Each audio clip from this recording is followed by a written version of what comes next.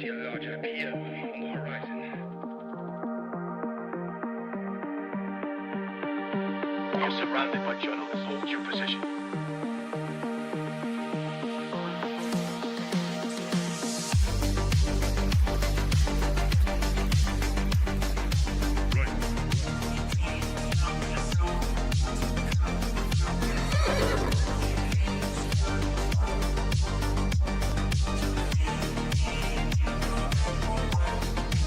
Misinformation.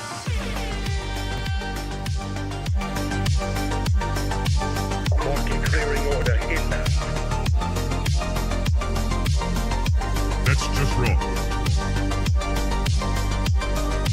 We are surrounded by journalists. Hold your position. Come, get up.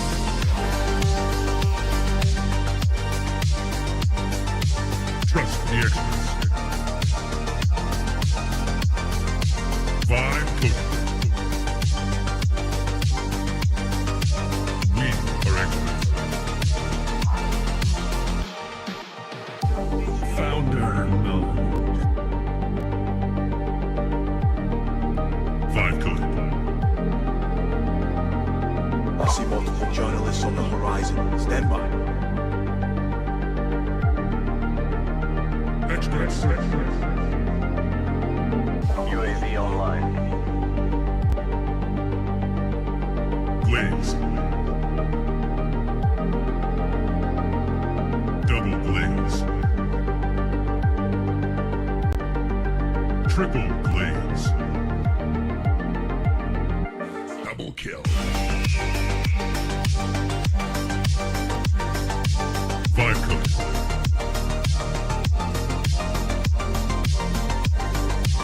Wrong.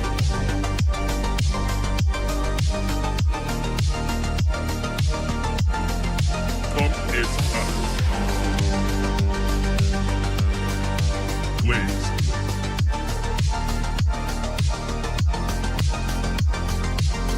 Team deathmatch.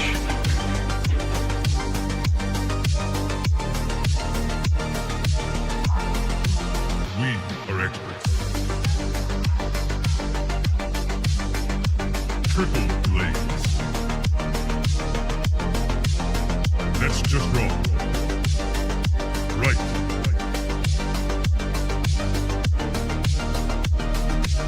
Market clearing order inbound. Come, get up.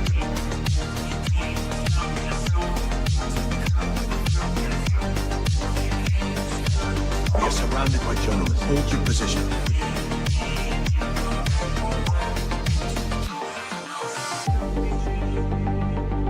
Strike one. Strike two.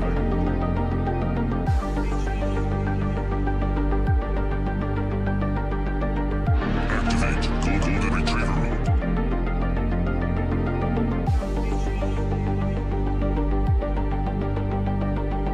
Trust the experts. Market clearing order inbound. Vibe coded.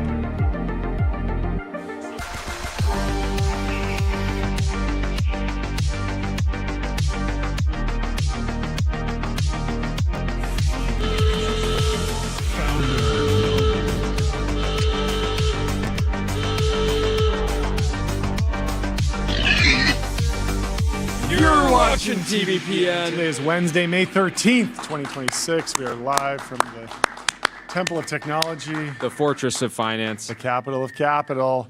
Bunch of news going on today. Huge show. Max Levchin's coming on the show. Delian's coming in person from Varda.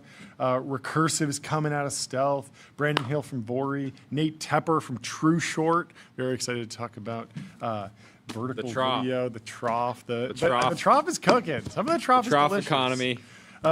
Joubin Mirzadegan from Roadrunner and Roman Chernin from Nebius. absolutely destroying earnings. Very excited to talk to the co-founder and chief business officer over at Nebius. But the big news this week, and I'm sure what everyone will be focused on, is of course on the cover of the Wall Street Journal. That's the Trump Xi Jinping summit that's happening in Beijing. Trump and Xi Jinping vie for wins at summit. They're duking it out, and Trump both brought a big crew with them. A team. Yeah, Trump brought Geopolitics. a couple Team sport. couple political people that we won't even care about, but the business leaders are what is particularly interesting. So we got Elon Musk from Tesla, Tim Cook from Apple, Jensen from Nvidia, Kelly Ortberg from Boeing. Little flex there because Boeing has been able to maintain the lead in manufacturing large planes for a very long time. DJI has not been able to scale up and make a 747. What's going on over there? David Solomon from Goldman Sachs, Steven Schwarzman from Blackstone, Larry Fink from BlackRock, Jane Fraser from Citi, and Dina Powell McCormick from Meta. So we should read through the stakes of the Trump-Xi Jinping summit in the Wall Street Journal from the Wall Before Street we Journal get into that, editorial board. let's get into the more important stuff. Yeah, please. Which is, do you think Jensen was always coming on the trip? Right? There's been some speculation. He got on the plane in Alaska. Oh, yeah. Was that just the most convenient place for him to get on, or was he a late addition? I don't know. Why would he have been a late addition? I don't know. It seems like because a logical there person was to bring. reporting earlier this week. He runs that the wasn't largest going. company in America. I know, but there have Okay. been statements That he made wasn't going? from what I saw that he wasn't going. I don't know. Yeah, so Trump had a Truth Social post Yeah. that said CNBC incorrectly reported that the great Jensen Huang of NVIDIA was not invited, but then he corrected it. He said he did invite him personally. I don't know. These schedules move around. It's got to be really, really difficult if you're the leader of the biggest company in the world to move things around and commit to this. I don't know. But what's more important for Jensen and his objectives? No, of course it's critical importance, but at the same time, there might have just been other moving pieces of like, okay, when can he go? Where will he arrive from? Where will he get picked up from? I don't know. These things always like shift. I don't have a good thesis. I mean, other than the fact that like that is the company that has maybe the most tension between the trade deals with China. Like Apple obviously does a ton of business in China, but has been much less of a focus in the chip sanctions. And so having Jensen there is a little bit more of a discussion point. What do you think? I mean, I think on China, like the NVIDIA stuff seems like pretty like fine now, Stable. but Meta I think has like some conflict, right? Because Yeah. I mean, Manus, maybe it's like not that big of an acquisition, on like market cap wise, but Yeah. they're blocking it. A lot of these things, we see in the context of Silicon Valley, it's like a $2 billion deal or a company that's doing $40 billion in revenue, and then you get over there and the stakes are like $1 trillion oil market or like all the rare earths in the world, and it's your geopolitical conflict, which is obviously a much bigger deal. And so I don't know. We can speculate it on more. There might be more reporting that comes out about Jensen's goals there, what actually happened, how he found his way onto Air Force One. But that was confirmed by Elon Musk, right? He said that Elon, Jensen, and Trump were all on Air Force One together, flying over. I certainly wouldn't want to get there. I would want to arrive on the cool plane. Can we play the video of the arrival? Trump arrives in Beijing with Elon Musk and Jensen in tow. I guess the rest of the business leaders came separately, but here is their arrival with, are those Can we get sound? cheerleaders or something? I don't know what, they seem to be waving, flags. They're waving flags. That makes sense. Well, there they go, walking down the red carpet.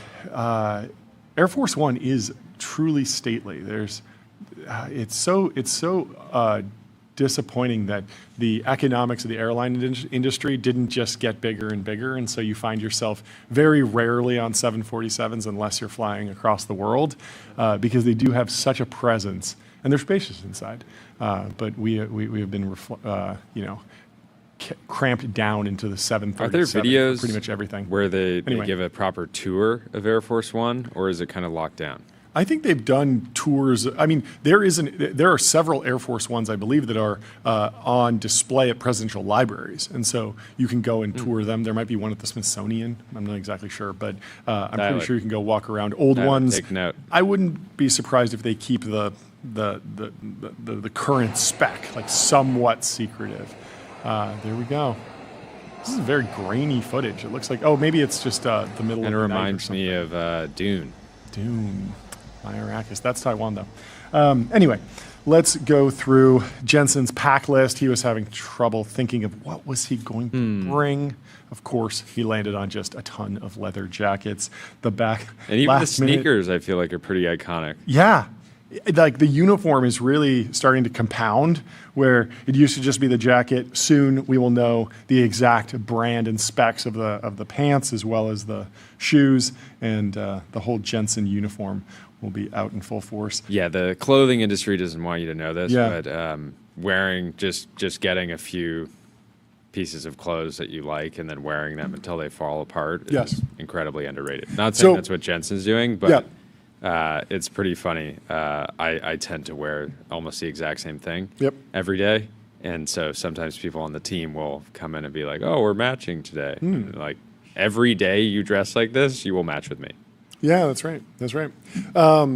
There's obviously a personal brand benefit to adopting a uniform. We've seen it with Jensen, Steve Jobs with the black turtleneck, Palmer Luckey with the Hawaiian shirt. Big news from Anduril today. New round series. Are they running out of letters? Series H? H. Series H. 51, 61 billion, something like that. Fantastic progress. But you adopt the uniform, you become more iconic, you become more recognizable outside of your face, and that builds your personal brand, your lore, and it helps you sort of differentiate and stand out, right? The flip side, the thing you got to watch out for is that if you are always dressed exactly the same and you never switch your wardrobe, clips of you saying something a decade ago can go viral. And if you're aging gracefully, it will look like you said them just yesterday. And that can be a big problem if, say, you're an AI CEO who a decade ago was reading some sci-fi and thinking like, man, there's something to this Terminator thing. And then maybe in the past decade, you've done a lot of work, you've investigated the systems, you have a more informed position and opinion. Well, the old video of you still looks like you today. And so there might be something to leveling up the wardrobe and changing the wardrobe over time that actually creates more distance between, oh, well, clearly that was... So this is an indirect way of saying you want Jensen to be in a leather sort of like, sort of trench coat eventually, like flowing robes. Well, the easiest thing to do is go bald. That's what Jeff Bezos did. He was saying some crazy stuff back when he was building Amazon in the 90s, and he's changed his opinion. It will be very evident from new clips that, oh, that's an old one because it's very iconic. His older look, now his new look, he looks transformed. He looks very different. Well, I don't think Jensen has to go bald, but he can do the Bezos playbook, which is just get really jacked. Get really jacked. So as he gets more jacked, you'll just see, oh yeah, he's looking like 320 lean right there. There you go. Like that must be pretty decent. 320. Jensen at 320 would be electric. Well, he's. We have a he's got video this AI. of the Air Force One Golden Palace. We Okay. can pull it up. What is the Golden Palace? That's Is that what they call the interior these days? The Air Force One that was gifted by Qatar. Okay, and that one is never going to be in use, but going to go straight to the library. I think is that the idea, or is it going to get flown around? Well, let's watch the Presumably, it's going to be used. Golden Palace. Really particular aesthetics here. It looks like a normal 747 on the outside. Looks like a yacht. I feel like isn't there a big there's a big swing in fuel efficiency based on the color of the plane. If you paint your plane black because you think it looks cool, it will attract more heat and you will burn a lot more fuel. And so most companies go with white. Spirit Airlines went yellow. I don't know if that had anything to do with their downfall, but you would think, is there a chance, is there some weird economic logic where if you paint it gold, the gold will reflect the sunlight and increase Well, fuel unfortunately, efficiency? the exterior is not Well, great. so you should Both wrap sides. your plane in like a mirror, like Yeah, maybe. surface. But yeah, I don't know if that that would actually reflect the most. That would probably reflect the most, right? Yeah. Mirrored plane. There are some silver bombers and jets that are in service across the United States Air Force. I can't call upon it right now. This really is a sky yacht. Chessboard. You think anybody's played chess on there? 4D chess. Yeah, the whole plane is actually used for 4D chess, John. 4D chess. Chess is already 3D by default. It's a 2D playing board, but time is the third dimension because the turn that Whoa. you're on is a dimension as well. This goes deeper than I thought. So 4D chess is merely a 3D representation of 2D chess that's played over time. That is the fourth dimension. Anyway, AI Anyways. is being put to good use visualizing Xi Jinping, Donald Trump, Elon Musk, and Tim Cook having a beer and I guess a cigarette as well in China somewhere. And then look who pulled up. If you scroll down, Jensen coming in from the back, looking pretty good. Looking pretty good. Maybe not 320 lean, but he's certainly up there. He's scrolling up. And people are really having fun with this. It turned into a little chain letter. Anyway, let's go through the Wall Street Journal's report and what the editorial board had to say about the stakes of this summit. What's actually at stake? So the United States wants stability, but Chinese communist leader has larger ambitions, says the Wall Street Journal's editorial board. President Trump visits Chinese President Xi Jinping in Beijing on Thursday, and the pre-meeting U.S. spin is a search for stability, in quotes. It's a nice idea, as long as Mr. Trump doesn't think personal rapport can overcome Mr. Xi Jinping's anti-American purposes, says the Wall Street Journal. The agenda ranges from trade to technology to Iran.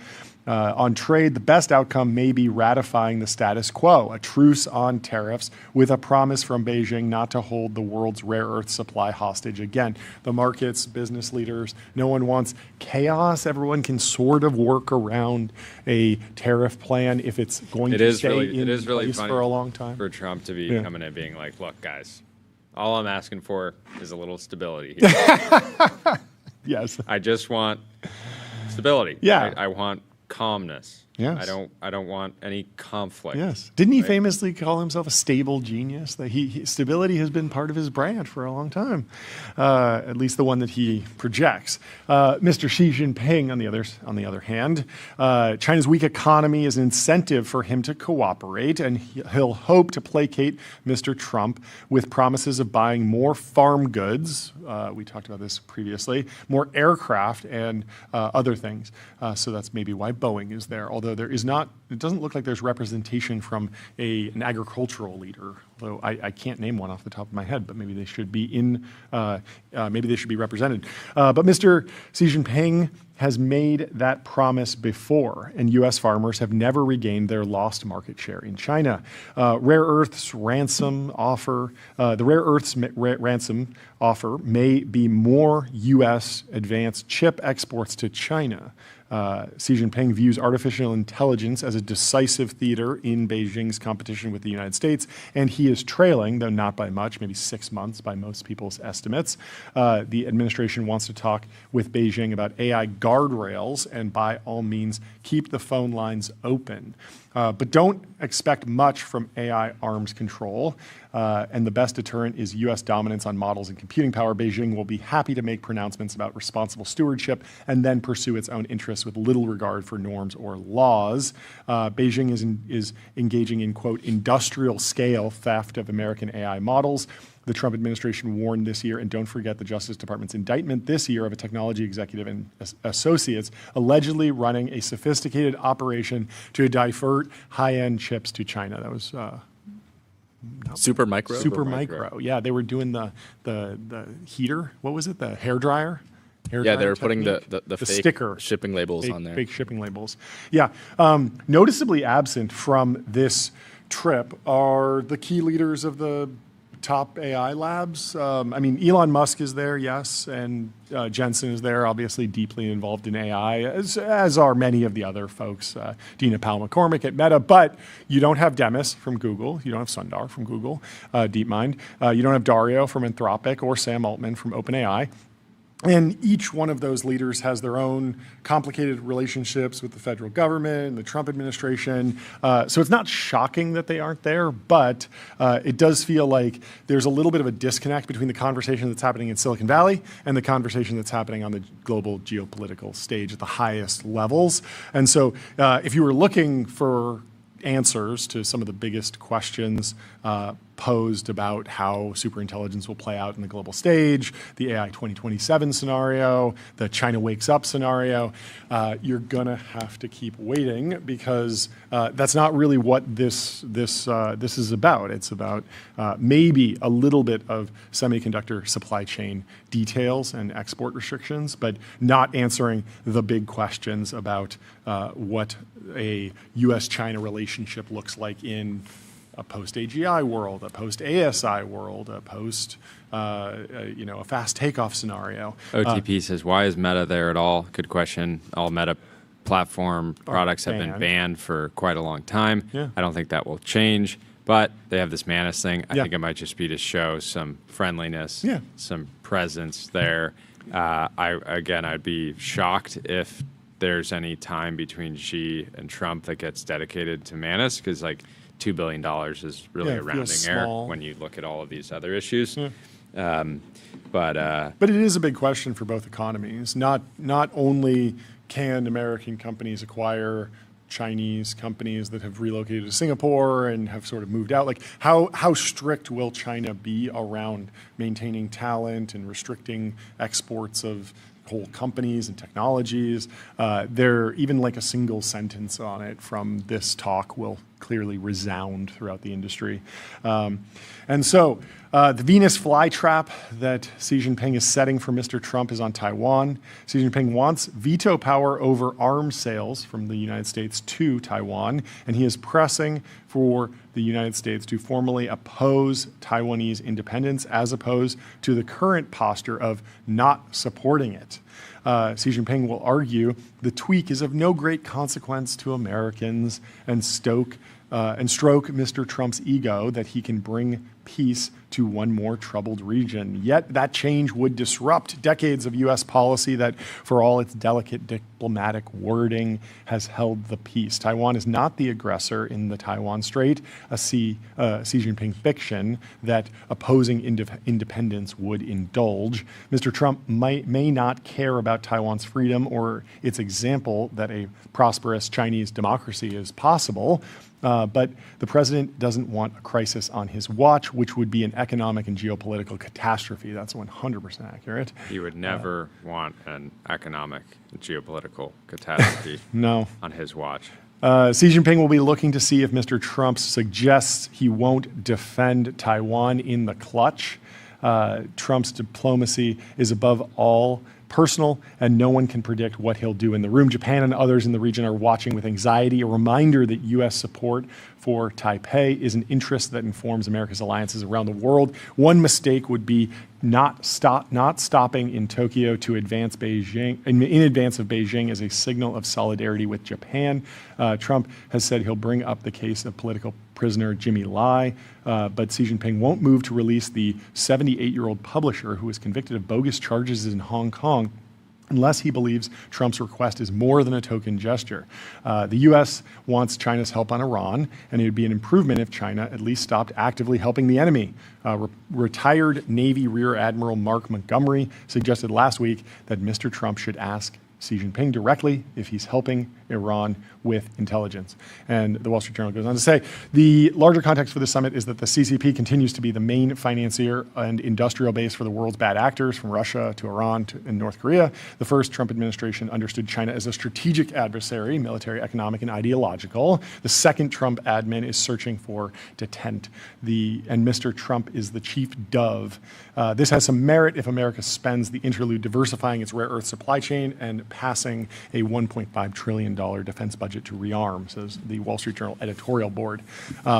Anyway. Yeah, and a lot of people are speculating that there's already been significant deals that have been made, and that this whole thing is ceremonial. Because if you make this huge trip and you bring all these leaders of industry, and then you don't come away with some significant progress, like it just feels like a even bigger L. So I'm expecting some real progress out of this. Yeah. And it's good to see. I every time we talk to an expert on China, like Bill or Jordan Schneider, it's always shocking like how little like direct comms there actually is between these groups. Like, and so the more the better. Well, in somewhat related news, Anthropic has granted Mythos access to 3 major Japanese banks. Japan's 3 mega banks are set to gain access to Claude Mythos, the powerful artificial intelligence model developed by U.S. startup Anthropic, as soon as the end of May. The banks, MUFG Bank, Sumitomo, Mitsui Banking Corp., and Mizuho Bank were likely informed of the move by the U.S. Treasury Secretary Scott Bessent in a meeting in Japan on Tuesday. This will mark the first time that a company from the East Asian nation has been granted access to Mythos, the AI model which can discover and exploit software security flaws far faster than earlier tech, had been restricted to just 50 or so corporates and organizations worldwide, including U.S. firms, U.S. banks, and U.K. government organizations. So this isn't the first international expansion, since the U.K. did have access, but now Japan does. Japanese Prime Minister Sanae Takaichi had instructed cabinet members to ramp up efforts to find cybersecurity weaknesses in Japan's infrastructure and minimize risks posed by cutting-edge AI models like Mythos. Access to Mythos was likely mentioned in her meeting with Bessent on Tuesday. And so Chris McGuire says tonight the Secretary of the Treasury is personally vetting and approving each company that gets access to the most advanced U.S. AI model, because the risks of the model being misused to hurt U.S. national security are so high. Also tonight, Jensen Huang is flying on Air Force One with President Trump to Beijing to sell China the AI chips it will use to develop its own Mythos-level AI model as soon as possible. The administration's AI policy remains inconsistent and incoherent. It is impossible to justify these two approaches simultaneously. And I'm still sympathetic to the export control take. At the same time, I feel like there's a larger negotiation that's going on, so I can sort of see both sides. But the interesting question that I've been noodling on, that I haven't fully gotten to the bottom of, is Dario has said that the open source community, China, is maybe 6 months behind Mythos, and that seems to fall in line with the progress that we're seeing from all the American labs. And so the interesting question is, what would the Mythos moment look like in China? Because in America, there was a showdown with the Department of War and Dario going back and forth, and Emil Michael, and there was threat of a supply chain designation, which it doesn't feel like ever really went anywhere because the business is still cooking and it's available on all the hyperscaler clouds, and the model's being granted to Japan, and so it feels like the administration has backed off of that. But it was a really tense moment, and it did call into question all these debates around what rules and what authority should rest with the private sector versus the government. And America handled it in sort of a democratic way, loosely, sort of evaluating the technology, having the option to sort of nationalize, and there's this bigger discussion around that. But in China, we've seen many times where tech companies have gotten really big, and it feels like the CCP is applying pressure to the CEOs, and High Flyer is the company behind DeepSeek, is in a very unique position where the founder has an immense amount of control, and no matter what you think of the $2 billion of his own money into a really low dilution round. Yeah, and I'm pretty sure he's a solo founder who owns probably majority control, at least majority voting control, if not majority economic control, and that's wildly different than Anthropic, where Dario had 15 co-founders, tons of dilution from different funding rounds, and we had talked about the SPV thing yesterday. There are lots of people on the cap table. Anthropic is going the way of a typical American company, where there are lots of different stakeholders. They might be a public company soon, which means the government has more oversight, as the SEC controls a lot of what they will do. And so you're in this odd scenario where you could have a similar level of technology deployed in China from a very closely held private company that is up against a much more aggressive government. And so what that looks like, functionally, yeah. If you can't do e-commerce without disappearing for a week or something, exactly. Do you think you can do Mythos level AI cybersecurity bug finding at the same time while having full control and not being a public company? There are it feels like the stakes are much higher for when DeepSeek, if DeepSeek is able to catch up, there's some evidence that like China's on a slightly shallower growth trajectory, but still, if you take Dario's claim of 6 months, even if you extend that to a year, like something is going to happen there where China is going to have their own mythos moment, and what that looks like and what we learn about it, I think is going to be dramatic and interesting. And also, it's just odd that like this moment, there's this backdrop of all this stuff that's happening in AI in America, and then there's going to be talks over like, you guys want to buy more apples, basically, or what?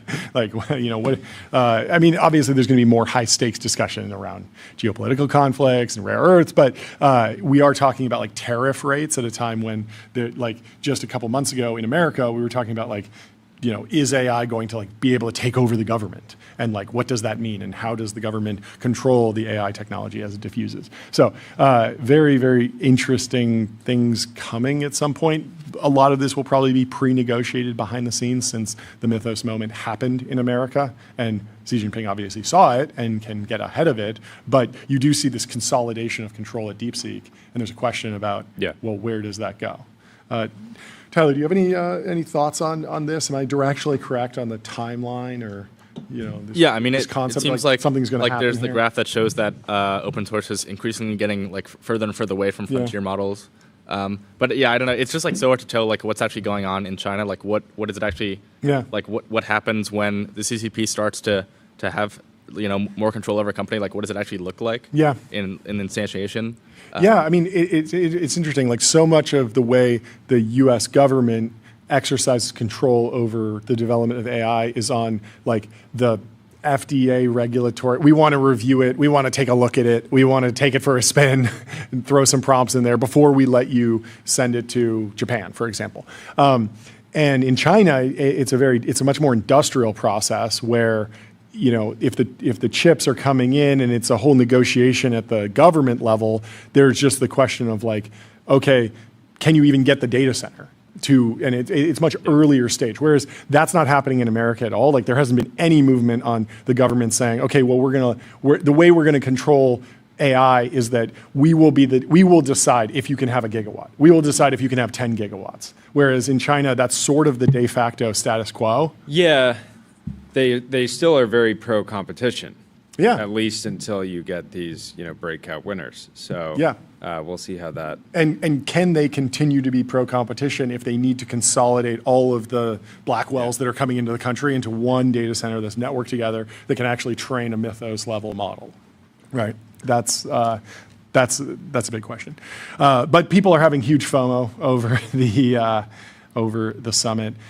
Dude, I wish I was in Beijing with Elon Musk, Trump, and Xi Jinping talking business, discussing AI, real boss moves. Must be a movie, says someone who we're not going to read because it's a bad name in the thing. Anyway, speaking of Elon Musk, SpaceX and Google are in talks to launch data centers in orbit. The deal between the two tech titans would give a boost to SpaceX business ahead of a historic public listing. Google is in talks for a rocket launch deal as the search giant expands its own efforts to put orbital data centers in space. Launch deal would put the two companies in partnership as they gear up to compete on orbital data centers, an unproven technology that SpaceX CEO Elon Musk has said is the next frontier for his rocket company.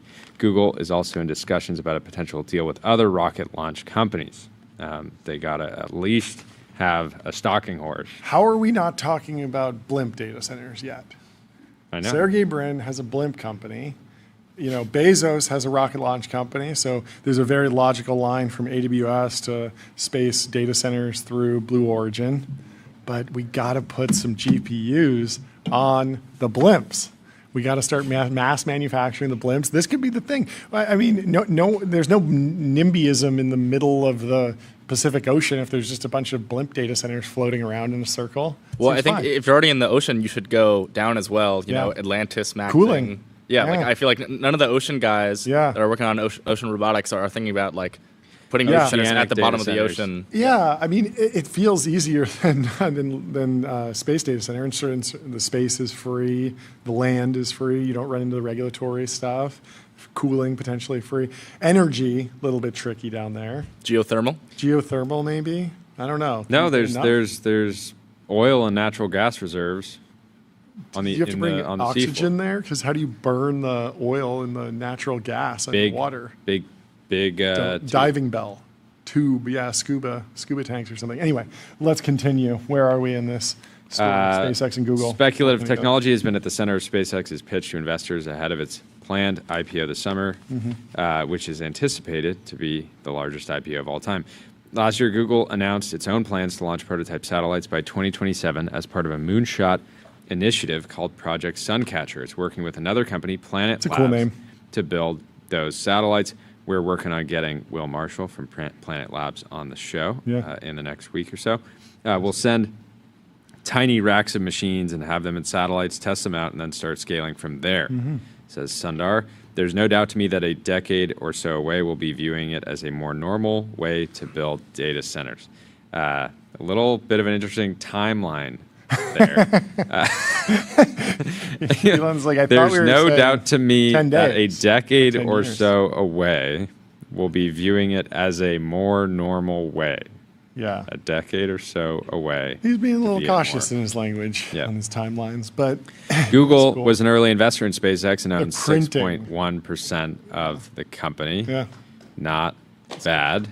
The other funny dynamic from SpaceX's deal making recently is, given that the OpenAI startup fund was an early investor in, I believe, Cursor's seed round, True. the $8 million round. OpenAI, at least the startup fund, will have some meaningful exposure to SpaceX. Yeah, SpaceX, an OpenAI backed company. That's the way people will introduce it. OpenAI backed SpaceX IPO. But yeah, I thought it was quite interesting having that happen while the whole trial was going on. Everyone owns everything. Everyone has diversified into every company at this point, basically. Let's see. The company last week announced a deal to sell Earthbound computing resources to the AI company Anthropic. As part of the agreement, Anthropic expressed interest in working with SpaceX on orbital data centers.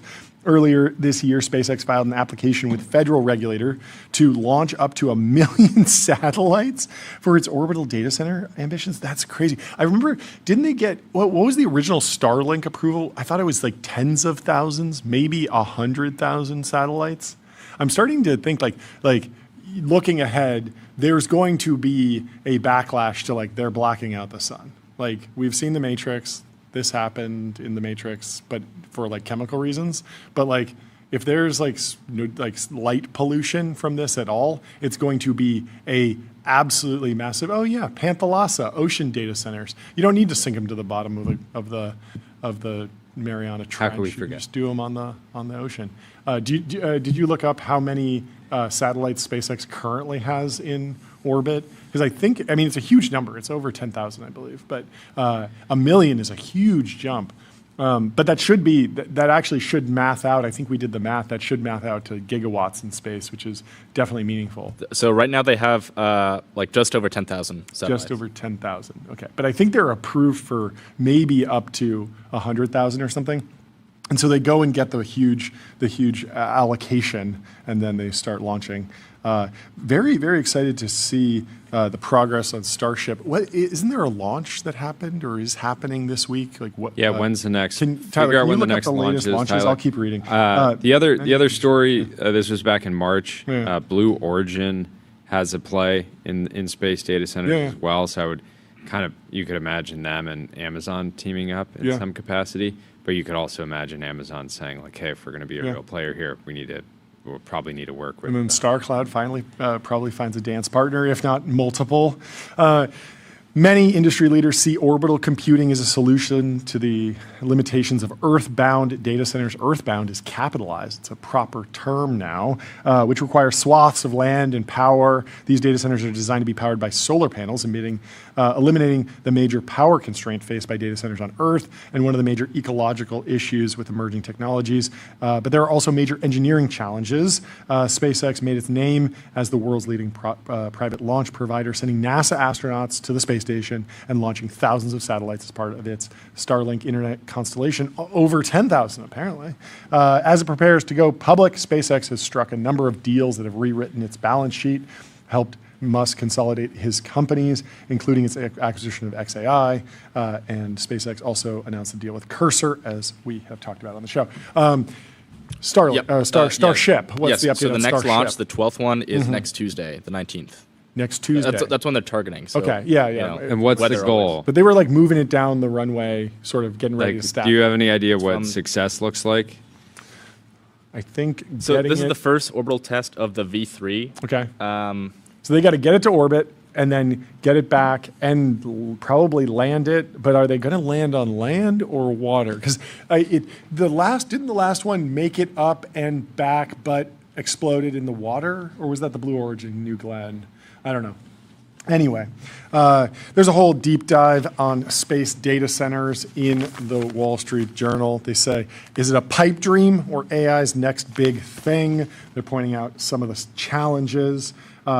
You're going to need thermal louvers, opening and closing shutters to block or allow heat, thermal contact, special bolts to separate items with different heat requirements, deployable radiators. Heat is transferred to special surfaces that unfold in orbit. It looks like a big long Pull up this tail, graphic basically. showing sun synchronous orbit. Yeah, this is cool. So if you're orbiting the Earth vertically, essentially, the sun is constantly hitting the satellites, so you're not out of power for half the day. But they say the radiators for data centers will likely be very large. I like that. Phase change materials that can absorb. They can change phase to absorb heat like wax or salicylic acid, usually from solid to liquid, when returned to normal when temperature is reduced. Sun synchronous orbit, 373 miles to 497 miles up. So about 400 miles up is when you get into sun synchronous orbit. That's on the low end of low Earth orbit. Low Earth orbit around 1,000 miles. Mid orbit, 1 to 10,000 miles. High orbit, over 22,000 miles. And so we covered a decent amount of this, so we can move on. Do you want to talk about Matthew? Yeah. Was adding to the conversation we had with Doomberg. Doomberg was fun. Doomberg was saying the only way the data center build out will be successful is by either breaking all the rules or going off grid. And Shanu said the tech crowd keeps leaning into this off grid is the only way thesis. And I disagree with this notion. The Exhibit A example of XAI Colossus even overstates what's actually happening at Colossus. Okay. XAI did not build a permanently off grid AI campus because the grid was unusable. Colossus already has 300 megawatts of TVA interconnect approved across 2 substations XAI funded, plus contractual obligations to curtail during periods of grid stress. That is a grid-tied architecture with supplemental on-site generation, not an islanded power system. I think Doomberg was like the other side of this that Doomberg did highlight was like Colossus is the exception that proves the rule because it moved so quickly and took advantage of so many different grids, and there were power generation from multiple states at one point. And now there is pushback. Like there wasn't pushback when Colossus was built originally because data centers were not a hot topic. And it's the same thing with launching rockets. Like we were talking to someone who lives up in Santa Barbara. They're launching a lot of rockets from Vandenberg. It's getting to be a lot of traffic. It hasn't risen to the level of protest, but you can imagine that building 10 more Vandenbergs would be difficult because you go to the local community and you say, hey, we're going to build a space launch station, a spaceport. And they say, oh, that sounds good. Like, you mean because we're going to go to the moon once a decade? And you're like, no, we're going to launch rockets 10 times a day or 100 times a day. And people, if they have an example that they can draw from, and say, oh, well, like that community doesn't like it, so I shouldn't like it. That's some of the pushback. But anyway, we can keep reading Shanu Matthews' post. Yeah, let's see. Turbines solved a time to power problem, so it accelerated the deployment while substations and transmission infrastructure were being built. That's very different from do all of this off-grid, and economically, most large-scale AI load will still want to be grid-tied long-term. Interesting. I have made this point several times, but running your own generation fleet at hyperscale is expensive and operationally complex. Fuel logistics, maintenance, N+1 redundancy, permitting, emissions compliance, balancing load and supply continuously, multi-year equipment lead times. You don't just figure that out or want to do that overnight. Amin, the chief technology officer or the chief technologist at Google AI, does that mean DeepMind? Or straight up confirmed this on a podcast, and they literally bought a hybrid island power developer. BTM generation absolutely matters. It's becoming a critical bridge solution during a period where utility interconnect timelines are badly lagging demand growth. But I'd strongly push back on the idea that the steady state future is fully off-grid hyperscale campuses. The industry is converging towards hybrid architectures, grid interconnect, plus captive generation, plus storage, plus demand response. They're throwing the whole kitchen sink at it. Anyway. Related. Yes.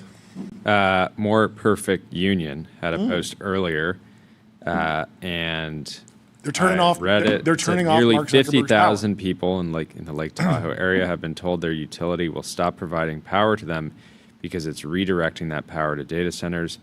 NV Energy, the Nevada utility that supplied most of Lake Tahoe's electricity for decades, says that next year will stop servicing homes in the area and instead direct that electricity to the growing demand from Nevada data centers. Northern Nevada is one of the fastest growing data center corridors in the country. I read this. I was like, this is completely insane. It's so stupid. Like you read it and you're like, this is such an L in the making for the everyone. data center industry. What were they thinking? And then it's immediately getting community noted. Okay. And a quote from the president of Liberty Utilities in Lake Tahoe says, "This does not mean the power is shutting off. Yeah. Energy companies, utilities, and large customers change energy supply frequently." So there's a supplier of energy that is saying like, hey, we're not going to renew our contract. We're going to divert the energy elsewhere. But there's a bunch of suppliers of energy. Sure.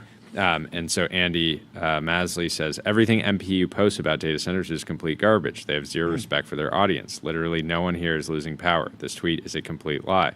What's actually happening is that a supply contract between two utilities is ending, and the small one is just buying power from elsewhere, and this was all expected to happen since 2009. No way! Wow. The company that serves I thought you were going to homes, say like 2 years ago. the company that serves homes on the California side of Lake Tahoe is a small utility called Liberty. Liberty buys about 75% of its electricity from a much larger utility, NV Energy in Nevada, and generates the other 25% itself from solar farms it owns. Liberty then sells that 49,000 to 49,000 customers. NV Energy has told Liberty it will stop selling them wholesale power after May 2027. It's kind of like Liberty's a coffee shop that buys beans and sells coffee to customers. The customers are the homes, and the beans are the electricity it buys from NV Storage or makes itself.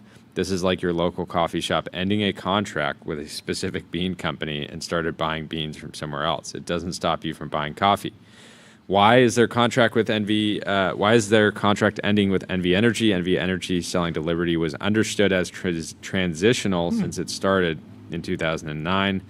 Long story short, NV Energy was basically Liberty's only wholesale option, but a new transmission line opening in May 2027 gives Liberty access to a much wider Western market and, among other things, a much larger share of solar and wind and hydro. That's the whole story here. Ending the contract with NV Energy and opening up this much wider pool with much more renewable energy was the plan here, completely separate from data center demand. Interesting. Well, anyways, it would be remarkable if all of Tahoe lost energy and Mark Zuckerberg couldn't charge his electric wakeboard, because I somehow feel he would hit the streets. He'd be protesting. I think he'd be protesting. I think he would get something done if power was lost to Tahoe. I mean, a lot of influential people are out there. So anyway, all right, we got to talk set the about. record straight on that. We got to talk about Unitree GDO1. They build a new robot, and you're going to love it. It's not scary at all, and it looks very fun and safe. This is from Avatar. They just built the mech from Avatar. This has been pictured many times in science fiction and will strike fear into many people. Like Coincidence that they use a they're racing bucket seat. It is cool. It does feel very hacker culture. Like it feels like this was like a crack team, a little skunk works project. It doesn't look like as polished or ready for, sale, but remarkable results. They're like, you got to Fascinating. put this out so that the Americans cancel all of their technology ambitions and just go back to the dark It ages. is intimidating. Is it a coincidence that it was launched the same day that or the same week that the summit is happening in China? I don't know. It is amazing that it turns into a horse of some sort, a four-legged creature. Although, how do you drive it at that point if you're laying backwards? It needs some sort of gyroscopic seat. That one hasn't really been considered, because if you're laying back while you're driving it in horse mode, you're going to be maybe you'll just nap. Maybe you're like, oh, I want to commute. Henry Ford said if I asked people what they wanted, they would ask for a better horse. This looks like a better horse to me. You get to work, you pop up into vertical mode. I'm fascinated by how they're controlling it. Is it just like a video game controller? Because some of this seems like it would require you to telegraph, like in the Avatar films, like the operator of the mech has full, the input is the actual arms. So if they want to swing a sword, they swing the sword or they swing the machete physically with their arm, and then the robot does the bigger version of that. Timeline until these mechas replace horses for police use cases. Ooh, I don't know. There's going to be pretty crazy pushback if that's rolling around during a riot. I know, but the benefit here is that I don't think the mecha will go to the bathroom on the ground. Obviously, this is going to happen at some point. A lot of these developments are very early. I bet you if you give that thing a strong kick, it falls over and sort of gets stuck at this point. Sayla over on X Yeah. had pulled out the funniest part, Yep.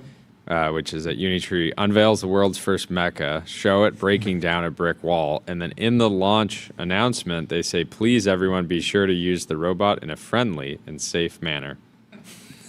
Yeah, wild. Egocentric data collector versus the mecha-mounted teleop Chad. Absolutely wild.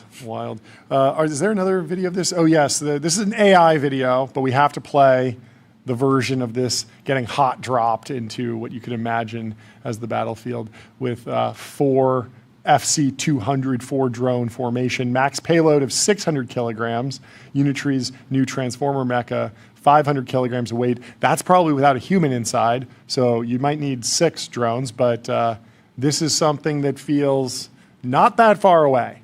Not that far away, although you drop that thing in the ocean, I feel like there are so many steps on the humanoid robot path where the deployment in a flat surface in a warehouse makes so much more sense than like standing on a ladder, straddling a chimney in the rain, and there's a little bit of mud, and you use a power tool and dust kicks up. Like actually ruggedizing all of this is probably a whole second step in this process where you're adding more weight. That means more battery. You need better battery technology. I don't think you'll be dropping this into the Taiwan Strait anytime soon, but it certainly strikes fear into the hearts of many.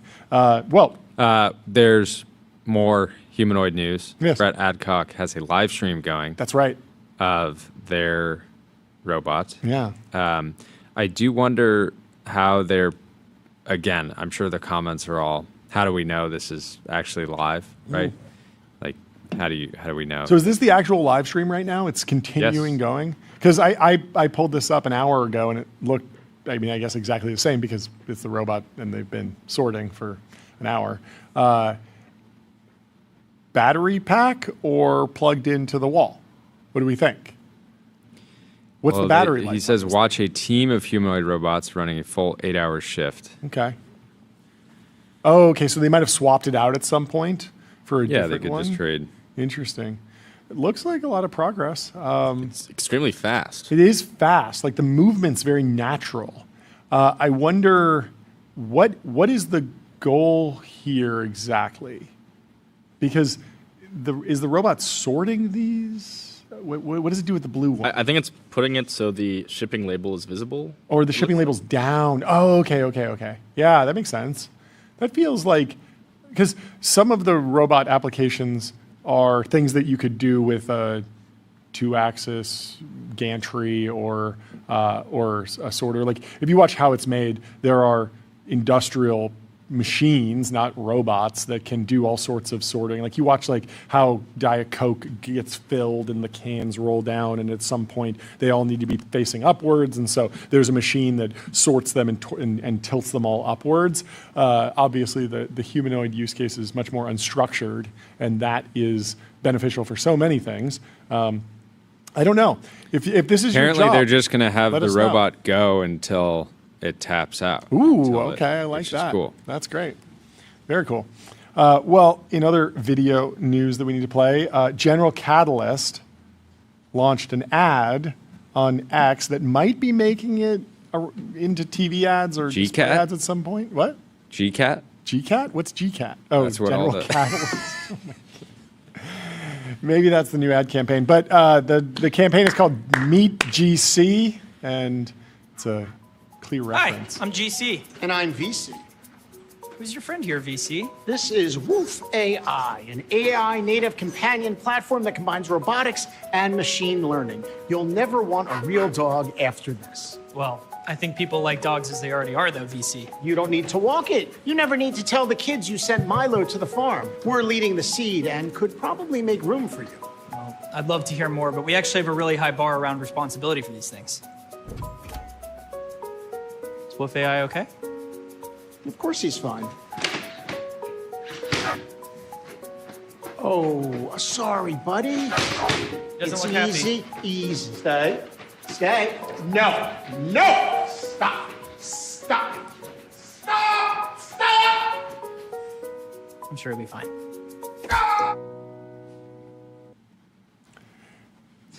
Interesting symmetry to the podcast set that Reggie's doing, right?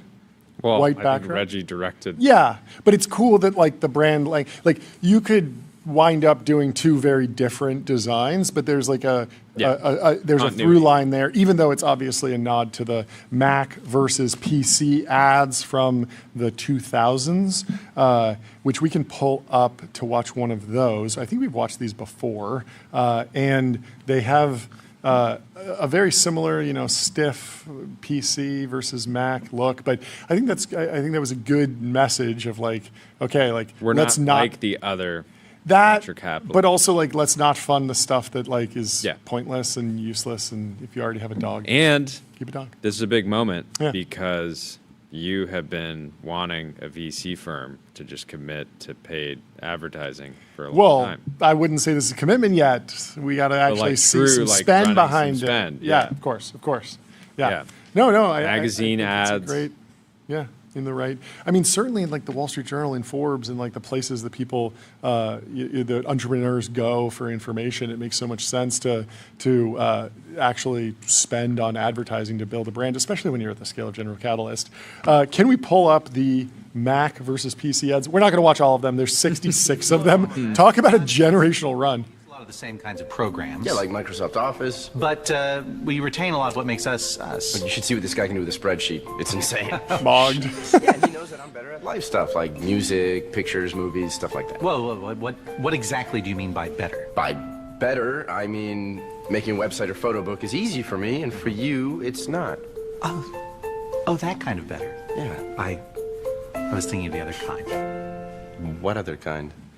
Hello. We can switch away because you've seen all these. Mark Andreessen quote tweeted it dunked. He said, "Stay tuned for our upcoming ad campaign. We're the VC who doesn't sneer at your idea." Interesting, getting spicy. Yeah, red alert over there. Red alert. It's a lot of red alert going on. It's a long thing. Well, Well- both companies are invested in robotics company Anduril. Oh yeah, I mean I'm sure there's a ton of portfolio overlap. Oh no, of course. I just think like in another world that's an Anduril product, that Yeah. dog thing. Probably. I'm sure they've experimented with that form factor. and Andurill's both got of- some both fresh of- funds. They both need of to the build firms. a mecca. I mean, if there's ever someone to build the mecca, it would be Palmer Luckey. He has talked about this stuff. I even asked him on stage once, like, walk me through the Pacific Rim vision. Like, how do we build that? And we had a fun back and forth about it. Well, we do you should remember? Do you remember much about his response? Yeah. So his response to stuff like that. Mecha form factor is just like, hey, I'm a sitting duck on a platform. Yeah, exactly. So his point is always like the technology to build the mecha is way behind the technology to like remote control something or put an AI on board or something like that. So you actually don't want to build the Iron Man suit because you can just build the drone, the submarine, the autonomous. Or he'll use the example of like the Batmobile. It's Yep. like if you need a vehicle for the city, Yep. like do you really need this like massive vehicle, Yeah. right? No. You want something clearly, Bruce Wayne just wanted it. The parking comment. He's obsessed with building Batmobiles. It's very funny. I don't know. That is a very cool demonstration, though. But Andrew always says, "Don't build the Batmobile and focus on like, is there an actual urgent need from the military? Is there support from Congress to actually appropriate the funds?" And Unitree, I don't actually know. That feels like just like that's like a marketing project at this point. Yeah, I mean, I think their IPO is like very soon, right? Because I think the original application was like late March. Yeah, so that would probably pump it. And then also, they're showing it like break down a brick wall, but like, when I was thinking about what that's actually valuable for, we were talking about like, could you deploy that and like sneak through a forest and then attack the enemy or something? It's so big, it's so visible. Like a single drone with a fiber cable coming out of the back is going to blow that up. It doesn't really seem that practical. Maybe if you're going over really rough terrain, you want the legs instead of a tank tread, but you can sort of just put a huge tank tread on something and just crush everything in your way. But if you're building and you need to get a bunch of 2x4s onto the roof, like there's a theory that might be a little bit better. You were saying you're forklift maxing and you think the forklift will always defeat that, but there's got to be certain areas where you can't necessarily bring a forklift because there's it's an uneven ground, a narrow entryway into the back of a house. You have all the 2x4s. You need to get them on the roof. You would otherwise be going up and down a ladder. And so, mecha to the rescue.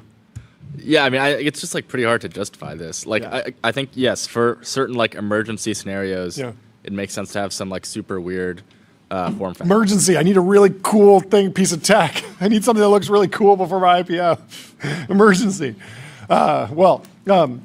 We can flip over to the other financial news that's making headlines on the cover of the Wall Street Journal. Inflation accelerated 3.8% last month. Not good news. Joe Weisenthal has a couple posts, but one is just man. And he says, the headline, U.S. April producer prices rose 6% year over year. The estimate was 4.8%. So obviously the closure of the Strait of Hormuz is having an effect. We were talking about Diet Cokes. You would think that the caffeine doesn't come from the Middle East, the delicious caramel flavor or whatever else they put in this. It does not come from the Middle East. But aluminum, actually, there are smelters in the Middle East. Aluminum is in shorter supply because of the closure of the Strait of Hormuz. And so Diet Coke is rapidly going out of stock. And so you need to load up if you're prepared. How many? You got 4 or 5 pallets? I have not actually gotten any. I'm not stockpiling Diet Coke yet, but who knows? Maybe prices go up. That's what inflation represents, and Wall Street is getting more anxious about it. So we can read through this quickly before we are joined by Max Levchin from Affirm. So surging energy prices have pushed investors' inflation expectations to multi-year highs. Tuesday's hot readout on consumer prices is intensifying Wall Street's anxiety about inflation. Even before the latest release of the Consumer Price Index, inflation expectations had been climbing, a potential trouble spot in the market where stocks have largely shrugged off the U.S.-Iran conflict and the resulting energy shock. And so investors bet on inflation by buying and selling both ordinary U.S. treasuries and those that hedge the risk of inflation, called TIPS. Treasury inflation-protected securities. The gaps between the yields of those two types of bonds, known as the break-even rate, recently hit the highest level since October of 2022, according to Federal Reserve data, suggesting that investors expect annual inflation to average around 2.7% over the next 5 years.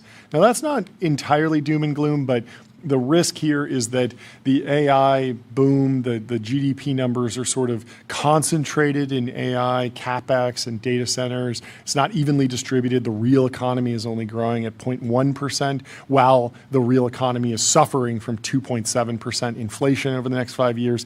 That's a recipe for stagflation, stagnation plus inflation, a very rough thing for any economy to go through, and something that the market and the economy and the politicians should be focused on. So the 10-year break-even rate has also climbed, hitting 2.5% this month, its highest level since 2023, driven largely by the war-fueled surge in oil prices. The rise in inflation expectation worries investors because of the challenges it poses for the Fed interest rates policy and major indexes' latest run to records. And so for a while, everyone was thinking about maybe interest rates will come down, maybe mortgages will become more affordable, but there was even the whole debate or the fight with Powell and lawsuits, which were eventually dropped. But Powell and Trump were at each other's necks and issuing statements about their vision for the future of the American economy. And on the flip side, you have Kevin Warsh coming in, maybe more friendly, maybe more receptive to a rate cut, but the data makes that very, very hard to justify. And so we are in in some ways, you know, who knows how history will view Powell, but like he landed the plane. He did. And then, you know, we get war in the Middle East, and now Kevin Warsh in some ways looks like he'll have just as tough of a job. Potentially. So. Well, our next guest, Max Levchin from Affirm, he's the co-founder and CEO. He's returning to the show. We've been keeping him waiting far too long. Max, how are you doing? I'm great. Thanks for having me again. Third time's a charm. Third time? What have you learned about... Third time can't be the charm. I want 25th time to be the charm. What have you learned? Let's keep it going. I love these. I enjoy this turn. What have you learned about making coffee since the last time you spoke? The important update first. Because I'm assuming you're never I'm pretty good at this. Or are you resting on your laurels? Are you the final boss? I'm absolutely not. Okay. I took apart E61 Group, which is the classic 1961 sort of that's the granddaddy of all the espresso group heads, and I wanted to learn how the mushroom valve works because I thought mine was clogged. It turned out not to be clogged, but I went down an extremely deep rabbit hole of taking apart an E61, which I've actually never done before. So I'm now really boned up on how espresso machines worked in 1961 and since. But yeah. People always talk about like when you get into coffee, you effectively vertically integrate or go deeper in the supply chain. You start roasting the own beans. You got to grow your own coffee. At a certain point, you have to be smelting the metals that go into the machines, understanding the alloys, coming up with new chemical processes. You have to set up your own mind. You're putting all kinds of wrong ideas into my mind. Check. Ooh, not yet. Ooh. Yeah. Did you smelt the metal that went into the espresso machine? I've not smelt anything lately. I'm a novice, a real novice. Anyway, we're not here. Next time I'll tell you all about my smelting experiences. Fantastic. I imagine that the smelting process is as intricate and as rewarding as the coffee making process in some ways. I expect you to be able to try a coffee and understand the alloy of the machine. Yes. Possibly. But I'm very, very long depth. Anything that you can go very deep into, like this is the time in general, but like depth as a competitive advantage is like a profound strength. So the reason I'm so into whatever things I'm into is I found over the years that if you out depth your competitors, they just can't BU. Yeah. So I'm very pro smelting. I'm very pro going ultra deep. Yeah, that's interesting. Is there a translation or if you transpose that to sort of like advice for young people who might have anxiety about traditional career paths? I was sort of, we look at like job numbers all the time and layoffs, and at the same time, I think about when I was a kid, if I said, when you grow up, you will be a live streamer who at an AI lab. It's like none of those words existed back in the 90s, and here I am. Yeah, also a lot of there's so much advice out there. It's like, you want to be a generalist. This is the age of being, a strong, Maybe it's the opposite. And when I look at people that are maybe sort of midway through their career, the highest earning, the most respected are almost always the ones with extreme depth, where they can simply outcompete anyone else in that role because they know more about it. They've put in more hours. Yeah. But what are you thinking for young people?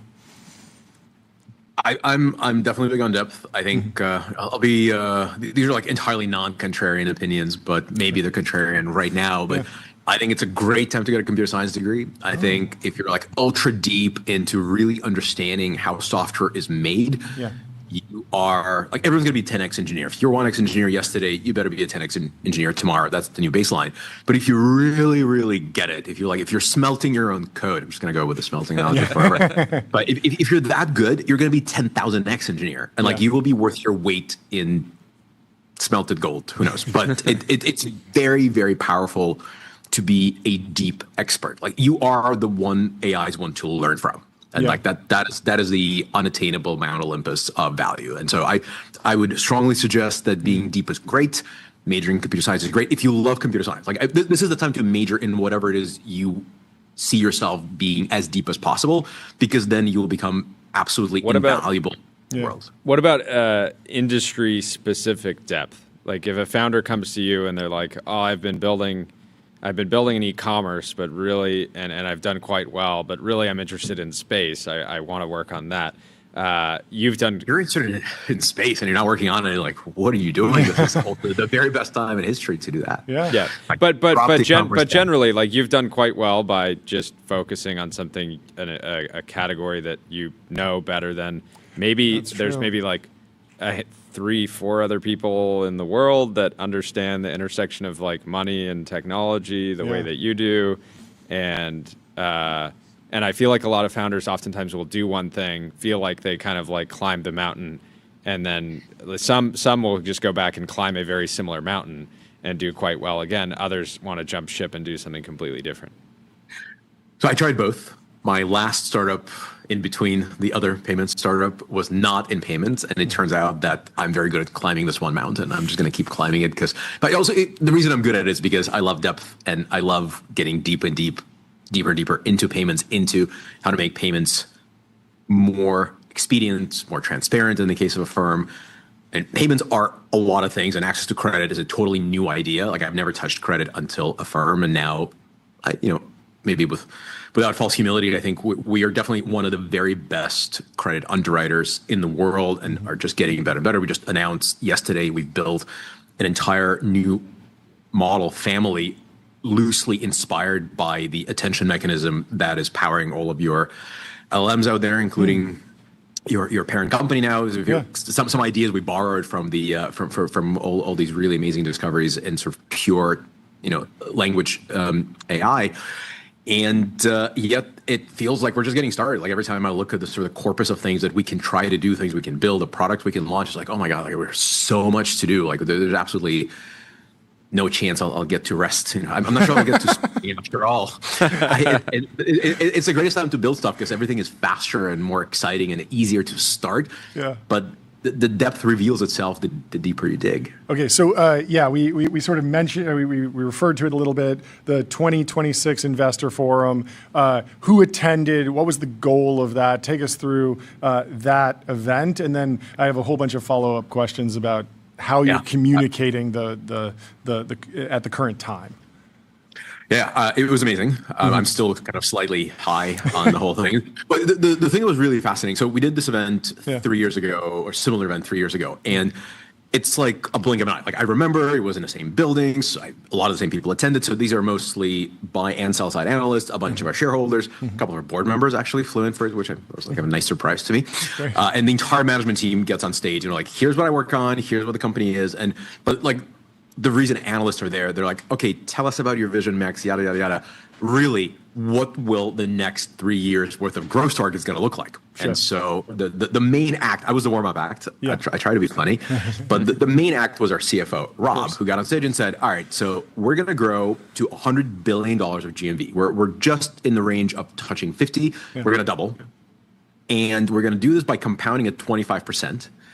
And every year, and we're going to move our profitability target from 3 to 4%, which is our current range, to 3.75 up. And so we're going to up the floor. We're going to be more profitable and grow faster. And it's like, faster? We're a bigger company now. Like, well, what are we doing? Like, wait a second. Last time we did this 3 years ago, we said we're going to compound at 20%, but instead we did it like 30 plus. And so just like this out of body experience of like, we're getting bigger. The room was significantly larger, same building, different floor, different room, many more people, many more shareholders. And yet we're telling people like, hey, we're going to compound that much faster than the last time. It's like, I guess it's like a flywheel, this network we've built. It keeps them spinning, it's spinning faster. And so it was amazing in the sense that like, I knew all these numbers. Like I obviously approved and worked with the team to make sure we feel great about them. But when you sort of say that out loud, like compare that to the last time we told you the same thing, we're going to accelerate. Yeah. It's like, wow, that is like so cool. So anyway, so I'm still very high from like being able to say that out loud. It's very fun. So there's a flywheel. I imagine with a lot of financial companies, there's economies of scale. So that seems doable. Are you also talking about TAM at this point because the company's so large, or is it still early enough that that's not something that investors are coming to you asking to sort of justify, well, you know, the global economy is only this big, and if you take 50% of it, well, there's nothing else. The good news is that $100 billion of payments in this country is but a drop in the bucket. Okay, that's good. Of an even larger bucket. We're in no danger. The U.S. revolving credit, which is obviously a fraction of total total economic rotation, is like $1.3 trillion right now. And $100 billion is like, then that's we're taking share. So I like to compare to that number. People are not using revolving credit. They're using Affirm. It's good for them. Non-revolving, no fees, all that. And so we're not yet at the sort of TAM. By the way, these are all U.S. numbers, and we're already live in the UK and Canada, and we've announced a bunch of other countries. Okay, so speaking of the investors, obviously it's very important to communicate with investors right now, both for your growth plans and also what's going on in the market. As you think back to the March time period, the SaaS apocalypse, every company got sort of beaten up. You came back really quickly. How much of that was show versus tell? How did you think about communicating to investors through that? How important was the investor communication versus just, you know, continuing to deliver on the actual metrics? Like what, as you're confronted with one of these, like, oh, there's a new narrative, what's your playbook for actually working with investors to get them comfortable? You know, to be completely honest, I don't know. Okay. I think I'm usually honest, so I might as well tell the truth every time. So this particular time, we said nothing. We basically said, okay, I guess the sky's falling. Doesn't feel like it's falling on us. Yeah. We're printing a really, really good quarter. Yeah. We're about to report it. Yeah. We could like wave our hands and then like, you got it all wrong, we're fine. Yeah. Or just wait a few more weeks and like, hey, here's what we printed. How about that?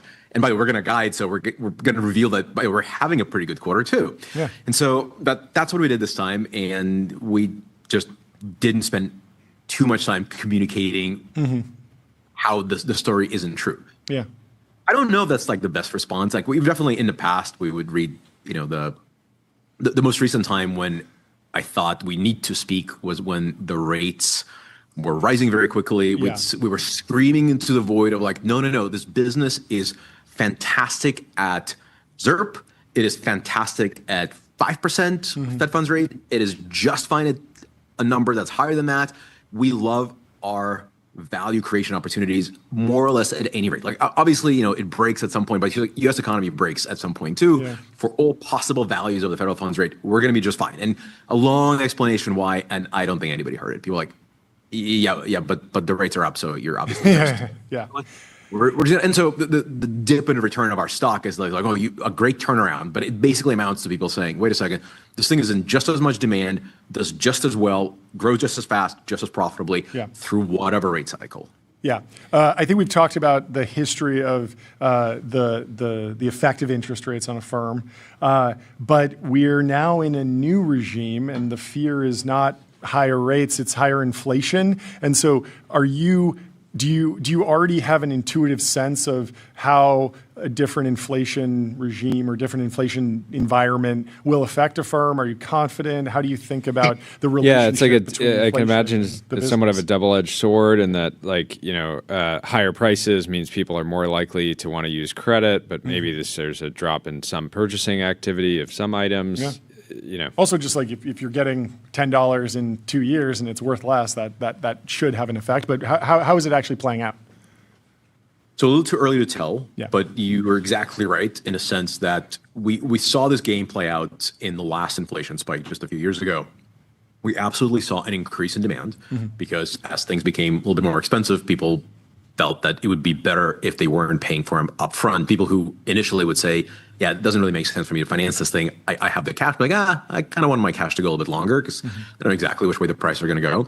So we expect more demand. We have to be, we're always very careful. The number one line I give at every investor event is credit is job number 0. As a computer science major, I count from 0. And it is the most important job. We grow as fast as credit performance will allow us to grow, full stop. We have to print consistent credit returns. Otherwise, we lose credibility with our debt investors, and that's the most important thing. So we will grow fast, no faster than credit results will allow us to. We expect more demand. We don't yet see literally anything related to change in credit performance. We just printed our results, and they were just as we expected them. Yeah. And so TBD, whether we see some deterioration of consumer credit due to prices. We really didn't see much of it at all through the last inflation cycle, which was quite dramatic, if you remember. Yeah. And so we feel pretty great about our ability to underwrite kind of all eventualities. We were obviously not blind to the macro reality.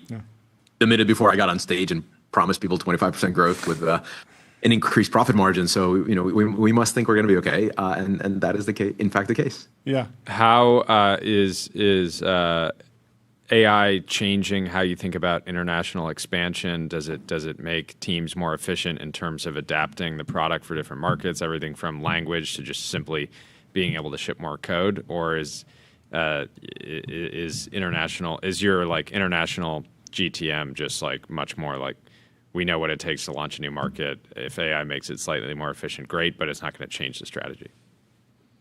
I think the 1A of every list of things that have really changed thanks to AI is shipping code. Like, I think this is the best time to be a CEO with a computer science degree because like you feel what this means. Like you know what it's like to make code. You've done it, in my case, for the last 40 years. And I know how much easier it is, how much more effective teams can be, how you can have 3 people in a room, build a product over the weekend, which is kind of an amazing thing that didn't exist 6 months ago.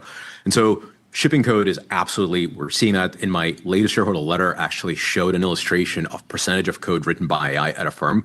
And it's like, and it's not like a slow rise. It's like, okay, we're trying. We're convinced 60% to start, 75% last month. So it's just, rocketing. It's not like people are writing less code or reviewing less code. It's just that much more productive. So that helps us internationally, helps us domestically, helps us with everything. I think other parts of the business are much better with AI. So translation, obviously, services are fantastically effective with AI. You can do a lot of interesting things with legal. Anything that's text heavy, you have just a great helping hand. But the sort of night and day moment is writing code. Like that's 1/8 or maybe like 1P on the list of things that are just stunningly effective. Are you expecting token costs to be like an important line item in the P&L going forward? Like we've seen, because there's so many stories of a lot of code written by AI. Sometimes that moves the needle. Sometimes you're just sort of doing what you needed to do and doing it more efficiently or faster. But at the same time, if you get hit with like $1 billion token bill in a year, that might be material. And so you start having to do, and it feels like we're at the early innings of ROI calculations. We're more in like the feeling of like, oh, everyone loves this. We're seeing good results. Max doesn't strike me as someone who's just going to tell your team to Slop it use up. a lot of AI because obviously there's stories coming out of Amazon and Meta where teams are basically just like, I want the optics to be that I'm using more AI than anyone else on my team, so I'm just going to run things overnight for no reason. Yeah. No, we are extremely metrics-driven company. Like some might take issue with just how completely obsessed we are with but you improve what you can measure. Like if you're going on fields, you're gonna feel great until you don't. So we measure everything obsessively. We have, at the moment at least, fantastic ROI on our token spend. That's great. We are, I would say, it's real numbers. So it's not like, don't care, don't look. We have a weekly report that's generated thanks to AI and some very smart humans who are monitoring our token use and tell us how each team is producing value and what it's costing us in tokens and all the sort of various conclusions downstream. So we are already very mindful of what it means in terms of return on investment on tokens, return to shareholders at the limit. Right now, it's like undoubtedly a very, very accretive thing, but we're also not assuming that, like infinite budgets are just great. And we also expect, by the way, prices of tokens will probably increase over time. Like I think there's plenty of subsidies taking place. You're now inside one of those places, so you probably know the true price. If we can circle back to specialization from AI creating effectively more generalists, I'm interested in sort of computer science history, your career history. How have you processed there was a point where front end and back end engineering were two very separate disciplines. At the point where you could do JavaScript on the front end and the back end, you see more full stack engineers. Now you have engineers that are designers that are engineers, designers that might be pushing server code and stuff. So I'm wondering how you're thinking about maintaining that idea of you want the specialized genius, the artisan, the true expert in your organization, versus you also want to empower someone to move really fast with a small team. And so you might not need to staff 100 experts to do one thing, and that there's got to be a tension there. So I'm wondering how you're grappling with that. It's a great question, and you're totally right. So there are definitely pockets of today's software engineering that accrete profoundly to specialists. So if you are an extraordinary infrastructure engineer, you're far from being replaced by some mindless drone, because it's as much art as it is science, intuition, experience. Like I've seen this kind of a failure before. And AI is good at it, but AI is a great tool. Like you're in no danger of being supplanted just because so much depth goes into that. And by the way, AI making a slight mistake could cost you a massive outage in the case of, and so the cost of error is very high. Like an even better example actually in my world would be an underwriting model. So somebody who designs underwriting models, it's like, hey, AI, go build me a great underwriting model. Come back when you're done. Like here it is, a hallucinated one for you. Like that's like real money lost that we will never see again if it in fact didn't hallucinate the right thing. And so many of these sort of ultra specialist roles, they are absolutely benefiting from AI, but that human is not just in control. They're not just steering. They're like reviewing every line of code. They have another human making sure that there's absolutely nothing that could go wrong. So that's sort of one thing. On the completely other spectrum of this, which is I think what you're alluding to, so fun examples. We just had a product hackathon, so only product managers can attend. A lot of our product managers have CS degrees, so we're cheating here a little bit. but these people were like, hey, I love writing code, but I want to make it into things as opposed to code. And like, I want to ship a full product. So most of those folks haven't written code professionally in quite some time, maybe since college. They're like really good with Figma. They know how to design things. They have a sense for taste, but they don't remember anymore what it's like to sort of go deep into some, SQL query debugging. We had 100 people, 37 projects in 27 hours, went from a whiteboard plan to a shippable feature that was presented to the entire company. Like, hey, we have this thing. And we graded it not just on, so the winners and the whole grading of who won first through whatever 10th were all people that had to report not just like, here's my idea, here's what it looks like, here's my prototype. How close are we to shipping it? Like, are you ready? And the winner was absolutely probably the best idea, but also the ones that said, we're ready. Like if we're allowed to ship it tomorrow, we will. So that is like an extreme generalist who like has a vision and a few tokens and a feature in 27 hours with like 2 of their co-conspirators in like a pizza box. So that is new and different, and it's totally a new phenomenon. Oh, this AI thing is going to be terrible for the pizza industry because famously 2 pizza team. You only need 1 pizza teams now. 50% reduction. 50% reduction. Short dominoes. This is a disaster. I hadn't thought about this. We sprung for a somewhat higher quality. Okay. Oh yes. Okay. So revenue's flat. Margins potentially going up in the pizza industry. Okay. There we you got go. the bull case. Last question We'll let for you you. go. How are you? What's your framework for evaluating all the different AI products being pitched to you across the rest of the organization? Yeah. You have the benefit of being a technical, CEO. A lot of other CEOs in your role are just like, I just want to buy AI everywhere. Just give me every part of my company. Just give me 3 pilots. I'll pilot anything. Whereas I think you're probably looking at some of this more non-deterministic work, saying like, hey, you can play around with it, but maybe you don't have budget. So I have a great heuristic. This will be potentially worth the rest of my drill. If you know how to describe the evaluation criteria being used by the maker of the tool you're buying, it's probably worth piloting. If you can't, it is slop and you're being sold a story. So we know code gen works and is amazing, and it's only getting more amazing because we know how to validate code. And you can use another AI to validate code, but you can also just like look, does it work? Does it pass the unit test? So the feedback loop of I gave you a thing, like Codex was okay, and then it was better, and then it was great, and now it's really pretty damn good. It's not because someone was coding faster, it's because it has really objective eval criteria, and it just loops on making itself better with some degree of human influence. The same can be said for a bunch of industries. It cannot be said for others. Like I'm not going to dig into examples too quickly, given we're short on time. But if you can say, oh yeah, I know exactly what these guys are doing. Customer service centers. Is the consumer happy after they hung up the phone with an agent? Can we ask them? Yes, we can. What is their satisfaction rate? Yeah. Is there a way to say that was good, that was bad? AI, do more of the good kind. Yeah. Fast feedback loop, high quality eval criteria. Yeah.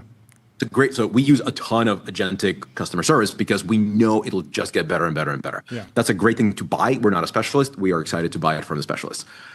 Somebody tells you, oh, it's AI, it's going to be a tool, it's going to make you a better writer of fiction. Yeah, or even pitch decks are an example, because like it's you could have the worst formatted pitch deck and having tremendous success with it, but it didn't have anything to do with the deck. It had to do with your delivery and who you are. And so I would not buy pitch deck AI assistant even if somebody paid me to do it, because it's 95% the talk track and the company so far. And the company and the idea and the market and the TAM and all those things. And so, but most importantly, 100 companies pitch, their decks could all have been made by AI. 7 out of 100 get funded, 93% failure rate. Sucks. Should never raise money. Like, is that the conclusion? So I would stay away from the non-objective or very slow feedback loop systems before I consider buying tools there. I love it. Well, thank you so much for taking the time to come chat with us. Great to catch up. Have a great rest of your week. On the progress. I'll come in the guide. Thank you, and I'll come back with smelting news. We'll talk to you soon. Have a good one. Goodbye. We have Delian Asparouhov from Founders Fund and Varda joining in just a few minutes. While we wait for him to get here, he's coming in person. We will talk about Joe Low, who I thought was a household name, but apparently is not. He is the fugitive behind the 1MDB scandal. It reads like IMDb. It's not 1MDB. It was a Malaysian financial fraud that led to the disappearance of $4.5 billion.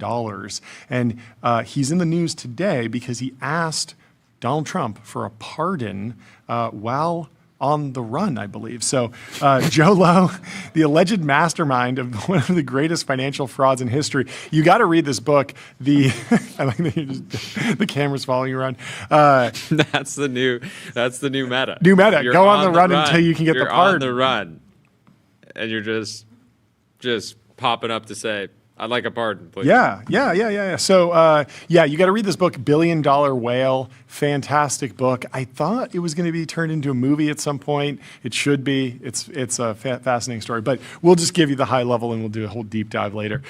Joe Low, the alleged mastermind. I think we should take matters into our own hands. Make the movie into a play. A play. Okay, a stage play. I like a stage play. We haven't done a play yet on set.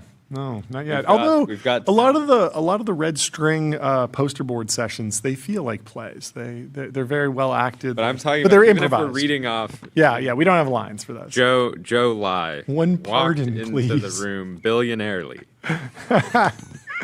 Yeah.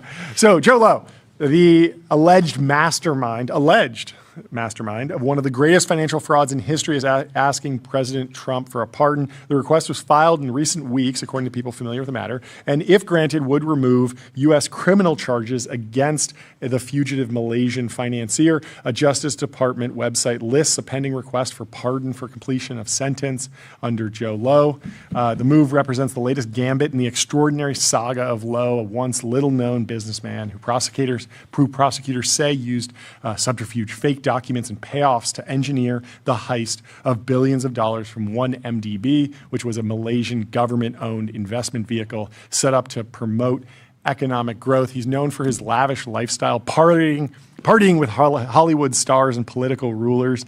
He was involved in, there were a bunch of other people that went to jail for this, but he financed The Wolf of Wall Street in potentially the most ironic thing you could do as a fraud, finance a movie about a fraud. So it's illegal to make awesome movies now? I guess. It is a great movie, and you can tell that the budget was really flying with that one because they crashed a Lamborghini Countach, which is maybe $500,000 car.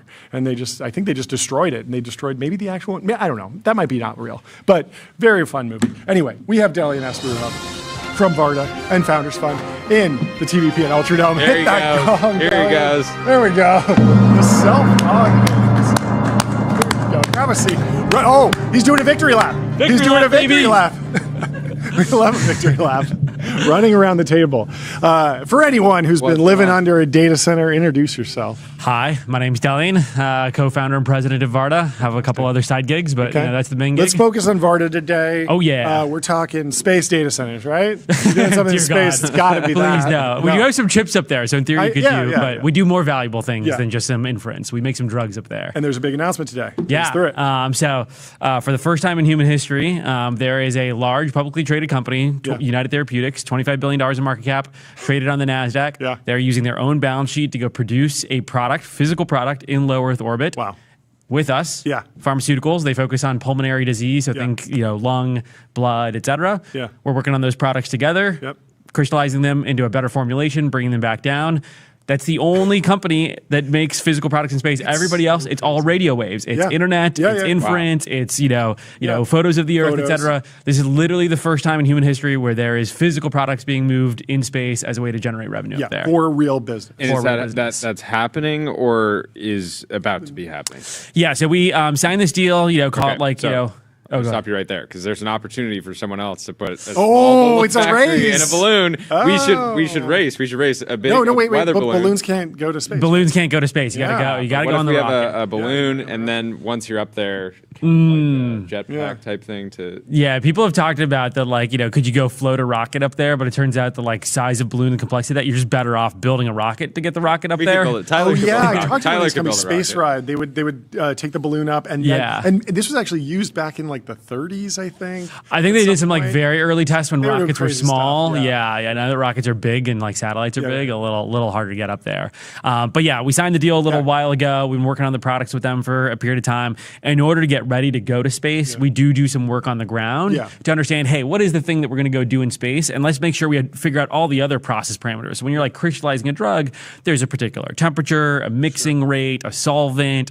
We just bring one extra knob, the gravity knob. Now here on Earth, we can't decrease gravity, but we can increase it. And so alongside the customer, we look at basically adjusting that gravity knob down here on Earth, figure out kind of how to tune all the other things. So we're tuning the right knob. Once we get that all set, load that up into a spacecraft, send it up to space. Obviously there, the gravity knob goes to 0, get a different result, land it in Australia, and then send it off to the clinic. We're still working with United on the ground so far, getting those drugs ready for flight, but we'd expect basically next year to fly the first United drugs. And how are they making this drug on Earth today? Today, you're using traditional techniques. So there's a whole set of companies. Much less efficient. You're just getting a different result. So as an example, the sort of use case or paper that the company was in some ways predicated on. Obviously, there's been 40 to 50 years of work on protein crystallization up on the International Space Station, Skylab, Space Shuttle. Right. But in 2019, Merck basically showed their blockbuster cancer drug Keytruda. They crystallized it up in space. They showed that they could shift the administration from what was previously an IV drip to now a subcutaneous syringe. So you don't have to go to an IV clinic. A rural patient that can't access IV clinics can now access this drug. And so that's what we're doing up there with United Therapeutics is we're looking for basically changes in performance of the drug because of those different results that allows them to shift administration. United Therapeutics is famous for a variety of different things. So the company was originally started by Martine Rothblatt to solve a rare pulmonary disorder for her daughter, built that up into a huge platform. They've really leaned into the frontier over the course of the last 20, 30 years, including they make gene modifications for pigs to create human organs inside of pigs. But one of the things that they're known for is for one of their pulmonary compounds, they shifted the administration from a nice pig sound. Well done. I like it. A lot better than waiting on like a 24-year-old kid to die on a motorcycle to get your kidney. Instead, just get it from a pig farm. But one of the other things that they're known for is they actually shifted one of their sort of primary drugs from an oral pill to instead an inhalable and made it much more efficacious, easier for the patient because you have to take the drug less often. It's things like that we're looking to sort of do with them. Dumb question. You have the gravity knob. You're able to turn that off, but aren't you adding a knob for like vibrations and basically dialing it to 10? Like, does that ever affect? Because you imagine you're sort of centrifuging it, like it's gyrating as it's re-entering. So is that a problem? Do you have to? Is that like for the selection criteria? Do you have mitigation strategies? What you can think of is like in a pharmaceutical process where you're crystallizing something, you're basically going through like a phase change. You're going through from like a liquid to a solid. Where things matter is when that phase change is happening. In that particular moment is where you don't want the sedimentation, convection, et cetera. So what we do in some ways, we like load up all the liquids ahead of time. Those liquids for sure on the rocket light up, get shaken, et cetera, but it doesn't matter because the liquid's still staying a liquid. Then up in space, what we do is we go through that phase change. We go from basically like a liquid to a solid. That needs to happen in a very pure environment. We shut down all the reaction wheels. We make sure that like everything on the spacecraft that would vibrate is totally silent so that it is as pure of microgravity basically as possible. It then becomes a solid, and at the end of it, it kind of looks like a salt, basically. Like think of it like table salt. Now on the way back, that table salt for sure is shaking a bunch. But the table salt, if you think about like some table salt that we put and we go put it in like a centrifuge for 100 years at 1,000 Gs, it's still going to be table salt. Where are those like vibrations you need to manage, that matter? like, heat more. You do need to manage heat. If you melt the salt, you're fucked because then it's back to a liquid. But this is what convinced United that we would be capable as a partner. Is we actually had data sets from our very first mission where the surface of the heat shield was hotter than the temperature of the surface of the sun, so like extremely hot. On board, I think it was like something like 14 degrees centigrade plus or minus 0.1 degrees. And so we had extremely precise temperature control on board. And so a lot of what has brought people to the table for this sort of first commercial deal is while there's been this historical work on the ISS, nobody had showed how do you go do this on a purely private platform, fully autonomous, low cost, high cadence. And a part of what convinced them was yes, both the regular flights that we've been doing, right? We are now on sort of 6, 7, 8, and 9 will be sort of launching later this year. But it was also, hey, not only are they launching and landing these things, but on board they've got the right process control, so I can see, hey, they can go work on my drug. And by next year, when we fly 7 times in a year, that's going to be higher cadence than everything that the like ISS, space shuttle, et cetera, have done in all of human history. Let alone in 2028, 2029, as we continue to go higher and higher cadence. So how many things need to go right in a row to have a successful mission? I imagine that, there's like all these different... Like just the space mission or like get the drug into the clinic? Because the drug in the clinic is more complex. Just the space mission. The space mission, at this point, we've like kind of shown we can do pretty safely, but I'll walk you through it. First on the ground, we got to go build, basically effectively think of it as like a 2-part spacecraft. One is sort of looks like a traditional satellite system. It's a little bit lower power and under, spec relative to most satellites because we don't need super high power to communicate with, internet terminals, radio waves of photos, et cetera. Oh, that makes sense. sense. Yeah. The only power we need is just to run the bioreactor, and the bioreactor doesn't consume that much power. So think of it as like it is like basic telemetry. Yeah, basic telemetry, but we don't need like super high pointing accuracy while it's just floating up there, because again, we're not pointing at a particular place on the ground to basically try and like take a photo of it. And so think of it as like we build an under spec sort of satellite. Now the one thing that it is big on is like it's got a lot of thrust and propulsion on board because we need to come back unlike every other satellite. Sure. But otherwise under spec satellite. So we do those on the ground. We've now built a handful of those. Then we have to build the second part of the spacecraft, which is the reentry pod. All of this does have a relatively complex supply chain. Think like those solar panels, the GPS chip, the flight computer, that type of stuff we buy out of house. Some things you have to do in-house. You can't buy a capsule like off the shelf. So we have to build the heat shield, the structure, et cetera, around that. Those have to get integrated. We have to do a bunch of ground tests to make sure that works. Then you ship it off to SpaceX's facility a couple months before launch, make sure that everything's still working over there, install it onto the rocket. Once we're on the rocket, we kind of look like any other satellite that goes up there, whether it's like, asteroid mining satellites or comm satellites or spy satellites. SpaceX takes us up to orbit. They then drop us off, again, like any other satellite. We spend between, call it like 4 to 12 weeks up there. Kind of depends on the drug manufacturing process. Some go pretty quick. Some take quite a bit of time. While we're up there, we have basically pharmaceutical scientists on the ground in mission control. So you remember those like Apollo films in mission control? We literally have like, think like Amgen scientists, but like they're in mission control talking to the bioreactor. I can imagine you love hanging out in there. Brewy always makes fun of me. He's like, I don't quite know the American idiom or don't get it, but hopefully you guys will. But he's like, he calls me like the gentleman's mission control, where like there's like the gentleman's farmer. It's like the guy that stands around the farm, but is like obviously not really doing anything. I'm like the gentleman's mission control. Where like, I like hanging out there. Obviously, I like am completely useless and mostly a distraction. So I try and mostly just listen into the live stream now. Every team needs a class clown. Yeah, exactly. Can you unpack a little bit more about the orbit? There's a piece in the journal today. Space data centers face a lot of challenges. They all got to go to sun-synchronous orbit. I imagine you don't, but I want to know about the knock-on effects of like, what can you tell me about sun-synchronous orbit? What orbit do you use and why? And then how might this change what happens in the future? Yeah, part of what's beneficial about sun-synchronous orbit is you're basically like always facing towards the sun and have sunshine. Yeah. We are not as dependent on that. As I mentioned earlier, we're not super power constrained. And so we can just charge up, basically our batteries on board. And while we're on the dark side of the Earth, we can basically just drain those batteries, recharge them basically on like the next orbit. We're up there just for the microgravity. And so we can be in almost any orbit. That gives us a ton of benefits. One, when you're in space, you don't have to worry as much about traffic. We just go where other people aren't. But two, it actually helps a ton with launch. As an example, later this year for the first time, we'll be actually launching, historically, we've only launched to sun-synchronous orbit because that's where all the transporter missions, which are the SpaceX rideshare missions. That's what I was going to ask.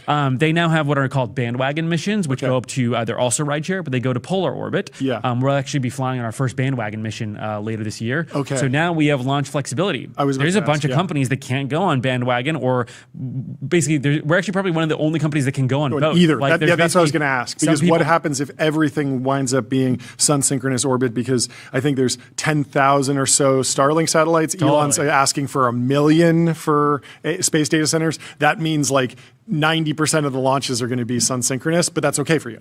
Yeah, we're okay going to sun-synchronous, and we can quickly get out of the orbit if we need to, or like try and go, sort of slightly off of it. Or we can just go to polar and be totally, sort of happy there. And that gives us some benefits on the like launch economic side of things, where now we're basically able to go on any rocket. So I was going to ask, it seems like every hyperscaler, some startups are, and some of the labs are thinking about space. Are you expecting like launch could theoretically increase? Could be like bottleneck launch. It's pricing. been falling for so long, but what do you expect? Yeah, how are you planning? Because you have to buy launch capacity years out. Right? Yeah. To date, launch prices have only gone up, so they have not gone down since we started the company. Launch costs for SpaceX, I'm sure, have, but there has not yet been pricing competition. So why would they necessarily pass on those savings to sort of us? And they haven't, I think, seen that much price elasticity in the market when they've like lowered prices. It's not like they've seen like 10x greater demand, and so for them, it's like capture as many margin dollars basically as possible. I do think what we're going to start to see is more competition in the launch market over the course of the next 5 years rather than the prior 5. Right? Blue Origin, I think it was today or yesterday, announced that they're going to be doing their first external sort of fundraising, which speaks to I think them taking themselves much more seriously as a company that is going to like regularly show shareholder value and launch very regularly. You've got Rocket Lab now. It's like I think $65 billion company. definitely have enough resources to go tackle Neutron, and they've got shareholder expectations for them to get that medium lift, sort of rocket up. You've got Stoke Space, and so there's a few others basically playing in it. We are booking out, sort of rocket launches now all the way through 2029, so we do have the capacity that we need for the next, sort of many years. And I think by the time we're getting into booking late 2029 flights, there's a world where there start to be, basically more providers online. SpaceX, at least basically to date, has been like, for us at least, as many times as we've wanted to launch, that capacity has been available. Like they are not capacity constrained; they are still more demand constrained. I do think that because no one's making anything in space. Totally, right? nobody's making like it. one, and that's why they were able to be so successful with Starlink, was because they had the residual capability, right? It's like a tealism, right? It's like we created space, we created the space economy, and then it's just more internet, more apps, and now it's just going to be more AI. How are you thinking about other drug categories? I can imagine space Retta would be a pretty hot drug if people could smoke space Retta. One thing that I didn't realize is so Ozempic today, 1 kilo of Ozempic retails for $1 million. Wow. It's what people don't realize. When people ask me like, oh, space drugs, economics, et cetera, does this stuff work? I have to like tell them like, for you, like it might be like $1,000 basically per shot, but like it's because there's very very little Ozempic basically on board. A lot of them are like powders that then get diluted and then injected, and so like the actual core ingredients so tiny. Exactly, and what we do up there is we just make the powder. Yeah, exactly. United Therapeutics, our partner that we're announcing today. They have a ton of expertise in all things like rare pulmonary sort of disorders.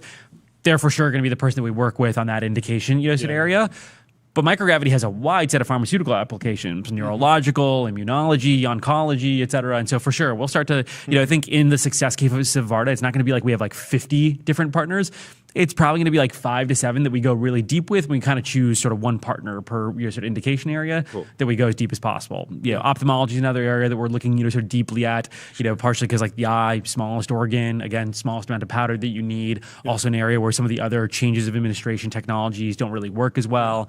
And so we're starting to explore who are the partners for the other indication areas. What about beyond bio? I remember ZB land being something that people were talking about potentially being able to manufacture microgravity. Wildly different economic trade-off there, but are there other, when you imagine like the industrial city in Leo, like are there other categories that extend maybe 10 years out, 20 years out, where it might be logical? Yeah, I think like if we look at the next decade, call it like if there's 200 products that are manufactured in orbit, I think 195 of those are going to be pharmaceuticals. Really? So vast majority is going to be sort of there, and that's where our core focus area is. If I had to sort of peer into the crystal ball and look at what comes next, I do actually think probably fiber before semis is probably sort of my rough guess. When we were looking at that like high end sort of Z-bland sort of fiber market back in 2021 when we started the company, there was clearly some level of like sort of interest and capabilities there, but just like relative to what we were seeing on hypersonics and pharma, not as large. Interestingly, that market has matured a lot. There's sort of two, sort of call it 3 areas where it has applications.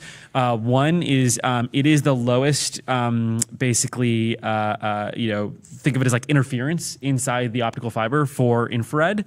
Near infrared is now used in a lot of the high energy weapon systems. So if you think about having to pump that laser through a fiber, you basically want as little basically resistance as possible.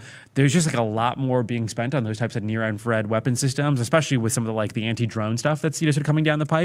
So that's sort of expanded. It's also used now a lot more in like metal cutting and like organ, like eye surgery relative to where it was sort of 5 years ago. So that's expanded. The other area is quantum communications. So quantum entangled photons are much more sensitive to those types of impurities in fiber. Quantum comms has also grown a lot over the last 5 years. And then the other area is oddly data centers. I was going to say, as soon as there's a data center story, there's going to be 25 companies. It's going to have funding, IPOs and stuff. So ground data centers, not space ones, but they are actually... No. You make the ZB land there, you bring it back, and then you... Dude, Z-bland is now being used in terrestrial data centers. That was not a use case at all 5 years ago.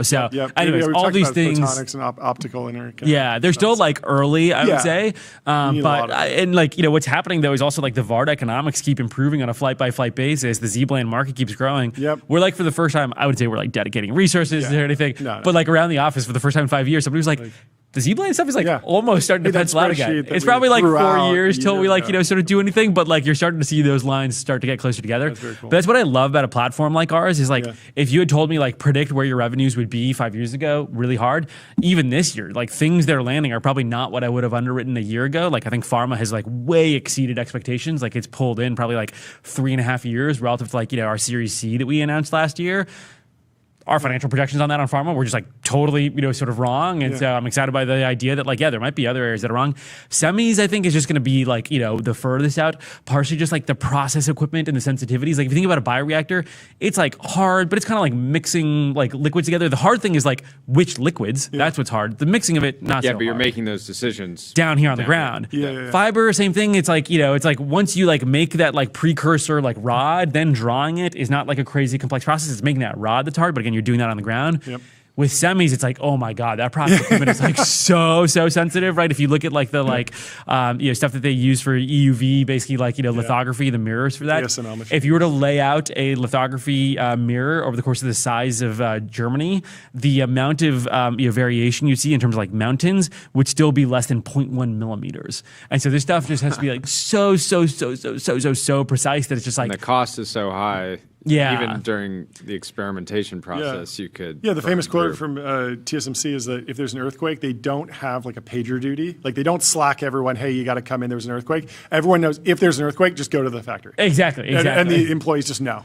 Because it's just so important. And so just that like microgravity process equipment is just so much more complex than semi. So it'll get there one day, but like bioreactors, the fiber draw things are like orders and orders of magnitude simpler to make like microgravity bioreactors, microgravity fiber draw towers.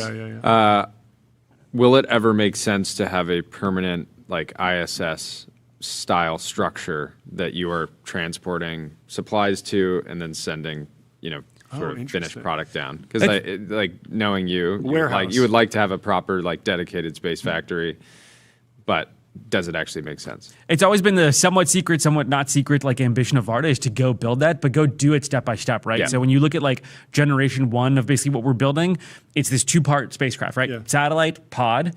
Satellite has all the process equipment, et cetera. Pod just has the finished good. When we're done, pod survives. All that process equipment, everything on board, we basically just burned it up. Generation 2, that'll be flying in like call it 2029. Think of it as just like we make it so that heat shield material just envelops everything. And so now the satellite plus the pod, they both survive. And that'll probably look like a little mini space plane is kind of how you can think about it. So space plane has the solar panels, the propulsion, it's got the process equipment, it's also got the finished good. That goes up and down. And so now that full system is reusable, improves the economics, we'll have more payload on board too. Now, at some point, like, it doesn't make economic sense to keep moving that process equipment up, down every time. Call it by the end of the decade. The goal will be we'll start to invest into those, like, fixed pieces of infrastructure in orbit. Early on, they'll probably just look like a satellite, just with a little docking port, basically. The, like, space plane will come with the raw ingredients, basically, the liquids, et cetera. It'll dock with that, like, satellite up in orbit, exchange for the fabricated goods. But then we'll have, like, 10 of those satellites. We'll start to stitch them together. Basically looks like a station. One day there'll be so many of those pieces of equipment on board that we'll be able to economically justify, hey, probably need a dude with a wrench every once in a while to go like fix some stuff up there. But like once we can economically justify like one person with a wrench, 10, 100, 1,000. And so like, we want to build the first industrial city in low Earth orbit, but we're taking it like one step at a time, building out the business, getting great unit economics, proving out one use case at a time. What about the other parts of the stack that you actually need for that? So like, I'm thinking like docking. Is there a startup that's just working on docking?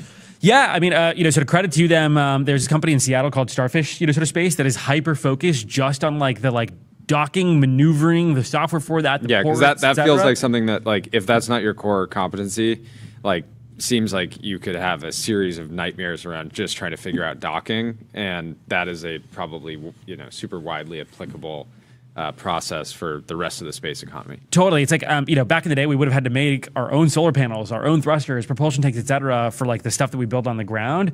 That stuff, over the course of the last decade has become a much more mature supply chain.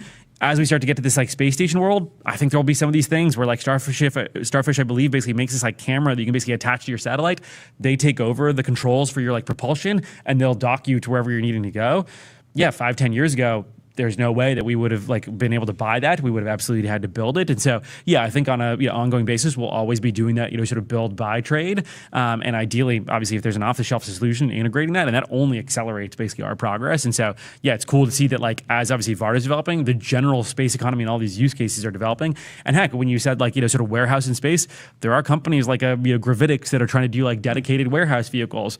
Maybe there's some world where like, yeah, we like buy the warehouse and we just install some docking ports, fill it up with process equipment, but we don't have to like build the warehouse. I'm not like opposed to that. What we really want to focus on is like, we're gonna have the best lab down here on Earth to like assess how to make these formulations. We definitely have to make the bioreactors ourselves. Nobody else is gonna make microgravity bioreactors. We got to make those space planes basically ourselves because like nobody else is gonna be bringing those up and down all the time. But the rest of it, pretty open to like, buying where we can. How are you thinking about the public markets? SpaceX is going out at like in the trillions. A lot of bio companies, I'm sure United Therapeutics went out in the billions probably. And a lot of biotech companies, they go out earlier. Pharmaceutical companies go out earlier. The public markets, sometimes they like really stable projections. Do we understand the quarterly forecast? Sometimes they like a big vision and you get out there with a Tesla or something and it does really well.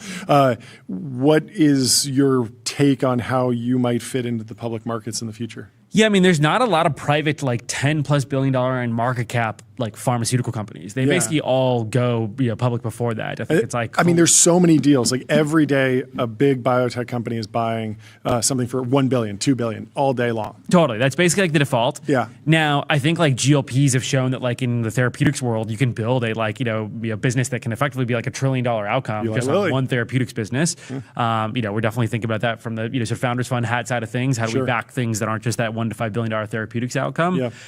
At Varda, I think we'll look at it like at a round by round basis where like I think about it as like cost of capital. Yeah. If the public markets are offering me a lower cost of capital because they have more expertise because there's a bunch of hedge funds that have like MD, PhDs and tons of them on staff to deeply understand pulmonary diseases, ophthalmology, et cetera. Yeah, we'll go to the public markets if that's the case. If we're still seeing tons of support in the private market and we think it's like relatively sort of not similar, we'll study private for a period of time. If I had to, again, peer into the crystal ball, my guess is like, yes, relative to a SpaceX or an Anduril or things like that, I think we will have much lower cost of capital early on, sort of being public rather than not, because the public markets have so much appreciation for the types of clinical data sets that we'll be putting out. What about on the other side? I've heard there's a really great way to make a lot of money really quickly is like an unlicensed broker dealer of like SPVs. Like, would you recommend that? What's your take? Should I get into that game? Like, go to some employee. There's no securities laws in space. Some random person. Oh, there we go. SEC can't find me there, baby. But like, how have you been processing the SPV boom? All of these questions around brokering and what's going on there. Yeah, I mean, I think I do think that one lady's like Anthropic tweet basically led to Anthropic's like policy on this. Part of why that sort of is happening is there's this SEC regulation on the number of entities you can have on your cap table while staying a private company. I forget the exact number. I think it used to be 1,000. Now it's 6,000. These private companies, as they stay private so long and have this number of SPVs, and especially as these SPVs get warehoused out, it increases your entity count. And so I do think there's a significant sort of lockdown on it. Because and employees typically own options, and they don't show up on the cap table until they exercise. Exactly. Okay. So yeah, I mean, we're obviously tracking that at Varda in terms of how many entities we have. We're not seeing some like exponential growth where we're too worried about it.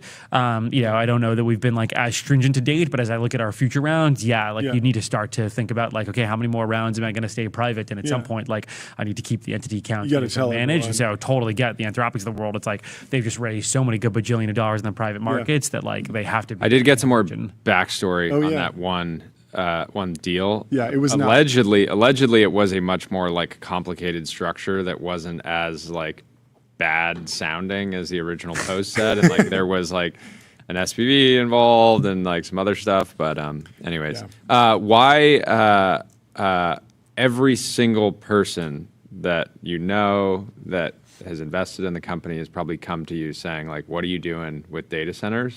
And all the biggest companies in the world are now like dedicating resources to it. You guys are seemingly staying like extremely focused. You've had conviction around timelines around space data centers being longer, but now that the sort of regulatory environment on Earth is changing things, that could change potentially the need or the economics. Like, when would you change your mind and capitulate? I mean, I'm definitely, sort of open to changing my mind as like a shareholder of companies that may take advantage of these technologies. As somebody that's going and building a space company, I really want to focus on like where I think we have the right to win and can sort of build up something that has like sort of durable margins. Not a great situation. Like you being in a situation where you're like this like deeply entrenched partner with 5 massive pharmaceutical companies that are dependent on you for a specific part of their supply chain. That is much better business to me than like competing with SpaceX on like putting GPUs in space when they just are naturally going to have a lot of advantages. And so it feels like you could pull forward like a round, but do you shoot yourself in the foot in the process of that? Yeah, I just think there are a lot of companies in the space industry that will raise off of contracts, renders, et cetera, but ultimately these things aren't durable unless you are regularly flying spacecraft, building up a production line, right? The Elon quote that I love is like, the factory is the sort of product. I think the thing that we've done well at Varda is we've stayed hyper-focused on just like our particular W series vehicle, getting that up to sort of production rate, flying it regularly, making sure that it's succeeding and serving customers across a wide variety of verticals versus distracting ourselves with like, there have been a lot of opportunities that we've said no to. I'm sure some of those things in the short term would have inflated our valuation, top line, et cetera. But wearing your investor hat, you're like, I don't care about what my valuation is today. I care about where it is in like 10, 20 years. And so like, I don't need to like listen to the noise of the market. And so I think that is the benefit of like having somebody like me on the, sort of cap table or as a, sort of co-founder versus like, there are plenty of companies that had XYZ vision 2 years ago and are now fully pivoting to space data centers because like that's where investors are deploying capital. And at some point, it's like if you're like changing your company vision and product off of the basis of like where investors are like cycling capital into versus like what customers are demanding. And this is where it's like, look, are there areas where it's like, ZBLAN might get affected, and there I think we have much more of like a right to win, and that affects terrestrial data centers and things like that. Yeah, like there might be areas that we sort of play, but like go launch a bunch of Nvidia Jetsons up into orbit and do that at economics that aren't competitive relative to SpaceX. And even then, I think the SpaceX economics, while promising, still have a long ways to go. That's not a game that I want to play in. Competition is for losers. There you go. Yeah. I mean, it also like you're so far from realizing like the TAM of what you're building. Like, it makes sense for Google to like jump into AI. Like, search is saturated, and they need the next thing. Yeah, it's possible we'll look back on this moment and be like, okay, every viable competitor to actually go and compete in pharma, like went and did this other thing, and maybe some did well, but then that still left an opportunity to just kind of like verticalize, own the category. And I think what like tech people misunderstand is just like the like size of the TAM in pharma. Oh yeah. So Anthropic is what I think like a $60 billion run rate or something like that. I forget like the sort of latest numbers. Keytruda, that drug that I mentioned that Merck did in 2019, that one drug's top line last year for Merck, $25 billion in revenue. Just that one drug. Yeah. They obviously have many other drugs. There are many other cancer drugs. There are many other immunology drugs. And so it is a massive TAM. If you're able to actually significantly improve the performance out of these things, capture some upside, start to go more full stack yourself in pharma, I'm not concerned. And especially, by the way, once there's AGI, what do you think everybody's going to be focused on afterwards when like there's no more like, white collar, sort of, labor that is needed? Everybody's just going to want to live for forever. Where do you think all that capital is going to rotate into? It's going to rotate into longevity, therapeutics, manufacturing. And so I'm, sort of happy to stay on the sidelines and, sort of accept that capital once, sort of all the AGI people rotate out. I love it. Well, thank you so much for coming on the show. Oh, yeah. Excited to finally come in person. Good to see you, boys. So good to have you in person.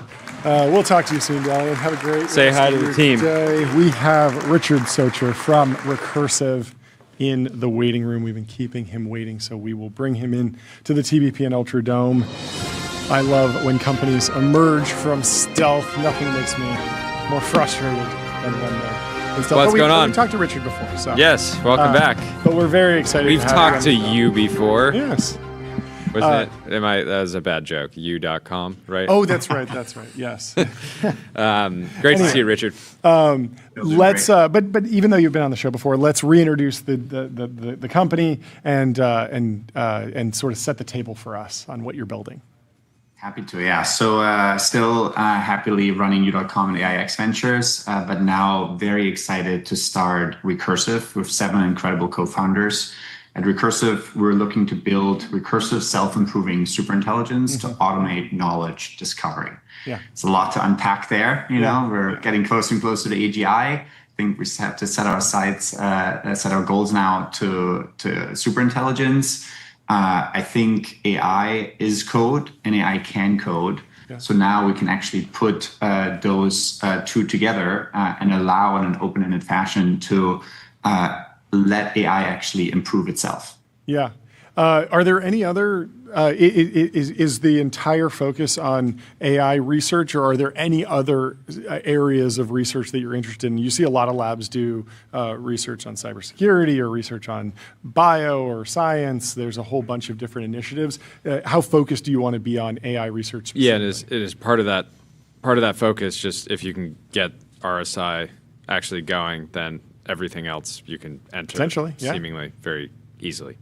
There you go. You kind of answered the question. That's exactly right. I think for now, as a company, you want to have a very strong laser focus. And that laser focus for us is on enabling AI to automate the scientific method on itself. The ideation, implementation, validation of ideas, right? And once it's gotten really, really good at that, that means it can be fully recursive self-improving. Then we're going to apply it to a whole host of other applications, first in software, and broadly construed digital work, eventually even physical work. And I saw your previous show just now. I'm very excited about preclinical biology and the impact AI can have on that. Talk about the round, the structure, who's in, how much did you raise? We raised north of 650 million. Thank you. There we go. Walk us through the pitch that you gave investors. What's your right to win? You're one of many teams working on this problem, including all the existing labs. But I'm sure that the pitch was compelling. Otherwise, you wouldn't have gotten the $650 million. That's right. Yeah, at a $4 billion pre, as led by Google Ventures, Greycroft, some amazing participation also from Nvidia, AMD, and many other incredible funds that we're very grateful for, angels, strategics, and so on. Our right to win is essentially fourfold. It's the focus. Yes, we know that everyone works a little bit on self-improvement, auto research, things like that. But no one is fully focused on this. We have the team. We have incredible co-founders, Tim Rockteschel, who invented retrieval augmented generation with others, and rainbow teaming and prompt reader, and Genie 3, which is like the most sophisticated world model that Google DeepMind had recently launched. Like, it's incredible talent. We got Jeff Kloon, who's worked together with Tim R on many things. He's done incredible papers like the Darwin-Gödel machine, hyper agents with some of his students who are also with us. We got Tim Shih, who built Cresta into a unicorn, AI for service centers. We got Josh Tobin, who was one of the earliest people at OpenAI and eventually led some of their work on ChatGPT agents, Codex, deep research. We got Saming Xiong, co-inventor of prompt engineering. We got Alexei Josevitsky, the co-inventor of the Vision Transformer. We got Yuandong Chen, who used to lead RL at Meta. I mean, it's just such an incredible team. It's great. That's pretty compelling. Then how are you thinking about scale being all you need or not? Is there a capital war, or is $650 million enough to do the level of training or inference that you need to actually reach RSI? Because if a lot of the labs, at least, are sort of, putting the AGI, ASI terms in orders of magnitude of compute or orders of magnitude of dollars. And so is there some sort of race condition, or do you think that there's a more like elegant solution? We need new algorithms, I guess. It's a great question. Certainly 650 in this league that we're now in is step one. If you want to compete at that level, you want to build massive frontier AI, you have to eventually raise more. But at the same time, this will last us for quite some time unless we're seeing enough progress that makes us want to accelerate this, right? And then we prove a new kind of scaling law where more compute results in more inventions, more capabilities in AI, more automation in the process of AI research itself, then we're probably going to accelerate that. And to be honest, the team has already made some incredible meta inventions that led the AI to make its own inventions. And so we're really excited about the progress and likely will accelerate. Yeah. Do you view today's coding agents as somewhat of a form of RSI, or is that the wrong, kind of wrong category? I'm glad you asked that question. The current models are great for auto research, which is a step towards RSI, but you're not doing true recursive self-improvement if you don't have full control over the entire self, namely the model, the architecture, the infrastructure, its entire harness, and all of the things that go into the training, pre, mid, post-training, all of these things. And so it's a useful step to use coding agents for auto research, but it's just a step towards the true RSI vision. Got it. How are you thinking about standing on the shoulders of giants broadly? I mean, you mentioned a bunch of researchers who have published a bunch of papers, and obviously you're integrating that, but is there a way to pull forward progress or like catch up to the frontier faster based on open source models, open source research, open source data sets, or distilling or integrating existing open source projects? I would love to know just your thesis on leveraging open source and tweaking and fine tuning and iterating on versus start from a completely blank sheet? Great question. Yeah, I think as with many things and similar to the applications of RSI, you want to start with a laser focus and then open up the aperture to more and more things. And 100% you want to stand on the shoulders of giants, both like closed, open source. Open source has done an incredible job bringing in and more capabilities to the community, and so we'll use anything and everything that we can. But we also know that long term, you're going to want to own and be knowledgeable and able to build the entire stack. Yeah. Now that you have your own funded NeoLab, do we need more new NeoLabs, or do we have enough? I'd like to think so. One, we want to build a real company, right? We're not just a lab. I sometimes struggle a little bit with that terminology. I think there are a couple of labs that are truly just labs, and it's a little bit unclear where they're going to go long term. We have folks that also build unicorn companies from scratch with revenue and so on, have launched amazing products like at OpenAI, Codex with Josh and others. So we're excited, but at the same time, this machine we're building is almost like a eureka machine in the sense of like it'll keep making inventions for you. And so a lot of labs that are focused on like continual learning and world models and maybe memory and all of these other aspects, I believe those are all important aspects. I believe that if we're successful, those are all just special cases and outputs of this machinery that we're building. So do you, how close are you? I imagine that this is a whole process, but how close are you to thinking about a product for businesses or a product for consumers, an API, a web playground, a demo?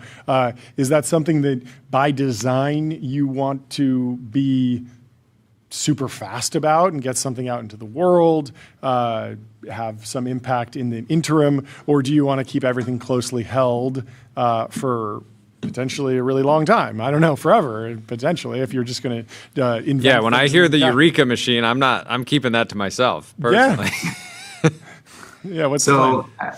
Initially we thought about like really giving ourselves like a year or more of time.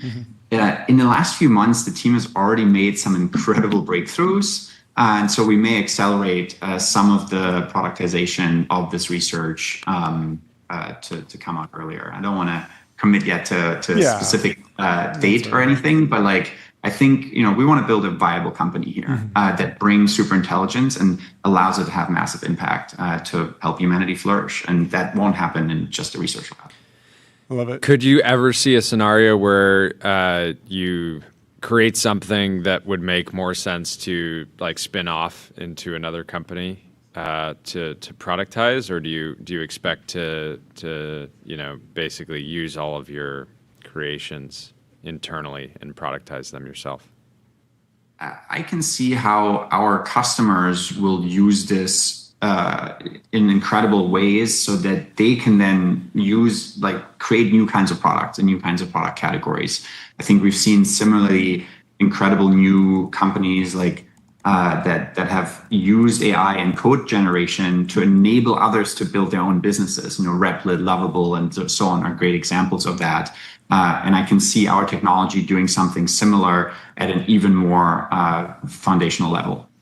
Amazing. Thank you so much for coming on the show. Congratulations on the progress. Yeah, great to get the update, and come back on for your first release. Yeah. Great to see you. We'll talk to you soon. Cheers, Richard. Have a good one. Goodbye. We have a debate. What's that? In the Wall Street Journal, they are reporting that typing is being replaced by whispering. And it's way more annoying. This is a trend because programmers, startup founders, startup employees are starting to resemble high-end call centers, only these employees are talking to AI, and people are saying it's a little awkward. Where do you stand on whispering? Tyler, you have a take? Well, so I think this might be a play on words, right? Because whisper is like the model yes. used to speak into. Yes, but so apparently, are they literally whispering? They are literally whispering. So Molly here mumbling. Molly's mumbling was starting to get on her husband's nerves. What was once a sacred nightly routine, putting the toddler to bed, collapsing onto the couch, and opening their laptops to finish their work in peace, had become anything but peaceful. Instead of typing quietly, Molly started to hold down the function key and talk in hushed tones to her computer. She runs her own AI business in Seattle and is hooked on Whisper Flow, a company you might have heard of, a dictation app that users are pairing with coding tools like Codex from OpenAI and Claude Code to turn rambling stream of consciousness prompts into coherent, usable texts in seconds. Efficient? The Wall Street Journal says yes, but annoying, you bet. It didn't take long before Molly's husband told her they needed to talk. The couple now often sit apart. If we need to get something done at night, one of us will stay in our office. Across Silicon Valley, work is being remade as once mellow spaces become dens of din.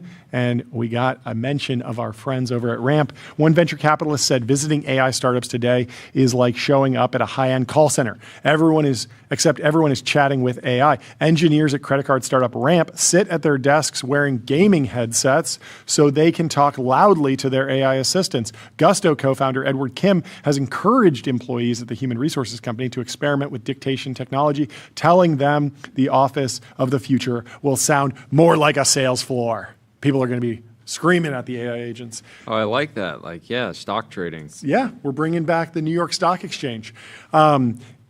There is a way to combat this. I've seen a couple masks, the Bane mask. It's the Bane mask, basically. The Bane mask. But people do put it over, and it has a headphone jack and a USB-C port, and then they can yell very aggressively if they're live streaming video games late at night and they don't want to wake up their partner or roommate. But I think I'm pro this. What do you think, Jordy? I think I'm in favor of a noisier, louder. I do like a library environment. I like a calm environment, but there's something invigorating about everyone yelling at their computers all day long. Where do you stand on it, Jordy? I like it. You like it? I bring the energy. Yeah. What about you, Tyler? Yeah, I like the aesthetics of people yelling. Although the kind of the muzzle, the coding muzzle, I think is a good. You won't put on the Bane mask. I don't want the muzzle. No. Yeah, you don't want the muzzle. You can't muzzle me. You're not gonna stop me from screaming at my computer. You say you're a fan of this, but I don't feel like I've ever seen you talking to Whisper Flow while you are vibe coding. That is true. Revealed preference. I find I usually only use the speaking when I'm like driving or something. I do that all the time. I'm always on the dictation mode. I don't use the advanced voice mode that often. What I will do is I will go and press the little microphone button, ramble for a few minutes, and then fire off a more robust query to ChatGPT with more context. Yeah, you're doing that like once a day, and it's incredibly powerful. I actually don't think many people realize that you can just ramble once a day in front of you. I do it 50 times a day. There's some controversy has hit the timeline. Okay, what's going on? Sox has pulled a screenshot of the figure live stream where the robot appears to be doing something like adjusting a headset. Okay. And so he's alleging he thinks it's teleoperation. That it's teleoperation. Okay. And the robot is actually just being controlled by someone in a VR headset. Well, there's some comments that say, hey, maybe this could have been in the training data. I was about to say, yeah, it could be in the training data. Interesting. So who knows? It's interesting to think about all the vestigial behaviors of human behavior that might exist in training data for humanoid robots. Like it might just go and pick up a phantom Diet Coke and take a sip because it's had a long day and it knows that's what humans do, so it recreates that. We'll let Brett Adcock respond to this, dunk on it. Yeah, set the main straight. thing is the speed. The speed up is insane. Oh, what is this? Sorry, I don't know.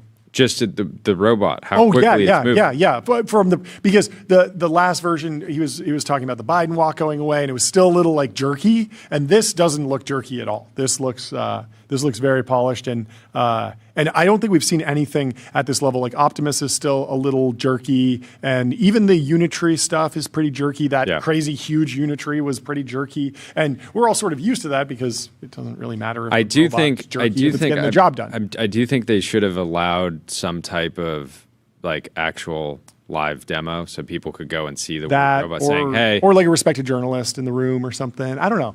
There's a bunch of ways, but this debate will continue going back and forth with people understanding and debating the capabilities of this technology. But we can come back to that in the future because our next guest is in the waiting room. We have Brandon Hill from Vori, the CEO. I kind of like that. How you doing, Brandon? What's going on? Hey, welcome to the show. Guys. Thanks for having me. We got to ask you, what's your stance on whispering in the office? Have you heard this? All the AI employees, all the startup employees are whispering into their computers to give commands to Claude Code and Codex. Are you in favor of having your office feel like a sales floor, or would you like a quiet library-like environment? I mean, ABC always be closing, right? Like whether you're closing PRs, whether you're closing deals, we want kinesis on the. I love it. I love it. I agree with you. I think it's unanimous. Get used to it. But we're not here to talk about whispering to your computer or screaming at it. We're here to talk about your company. So please give us an introduction on yourself and Vori.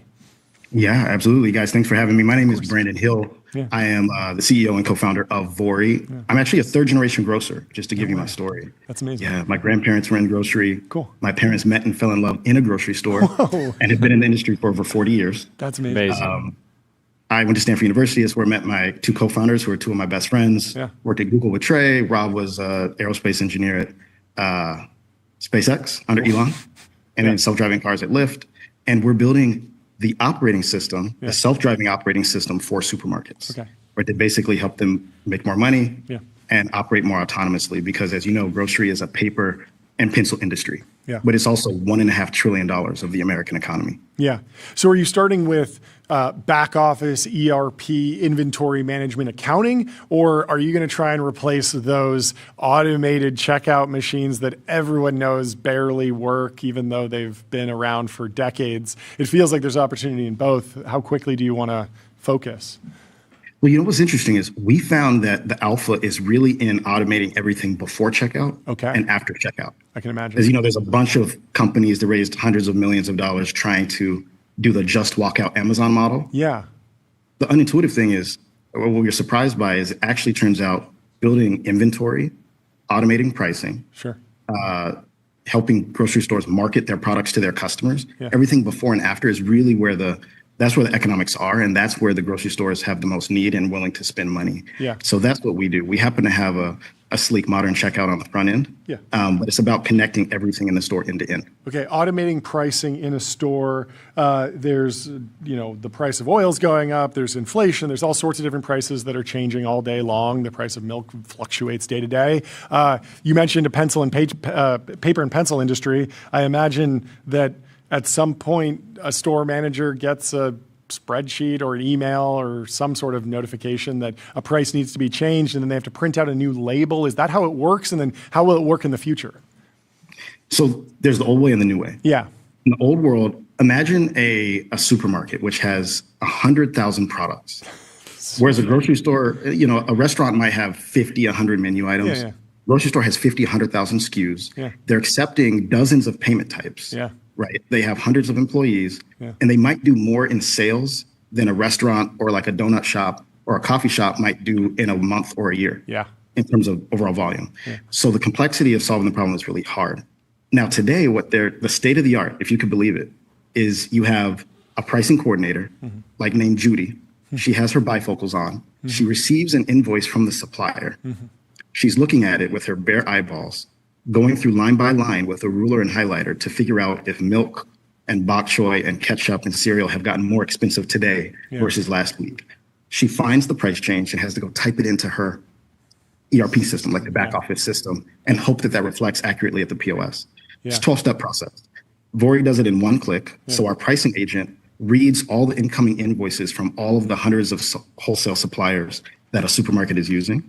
It detects when there's changes in cost, which of course there always are due to inflation and supply chain issues, and then automatically changes the price across 30,000, 50,000, 100,000 items in real time. So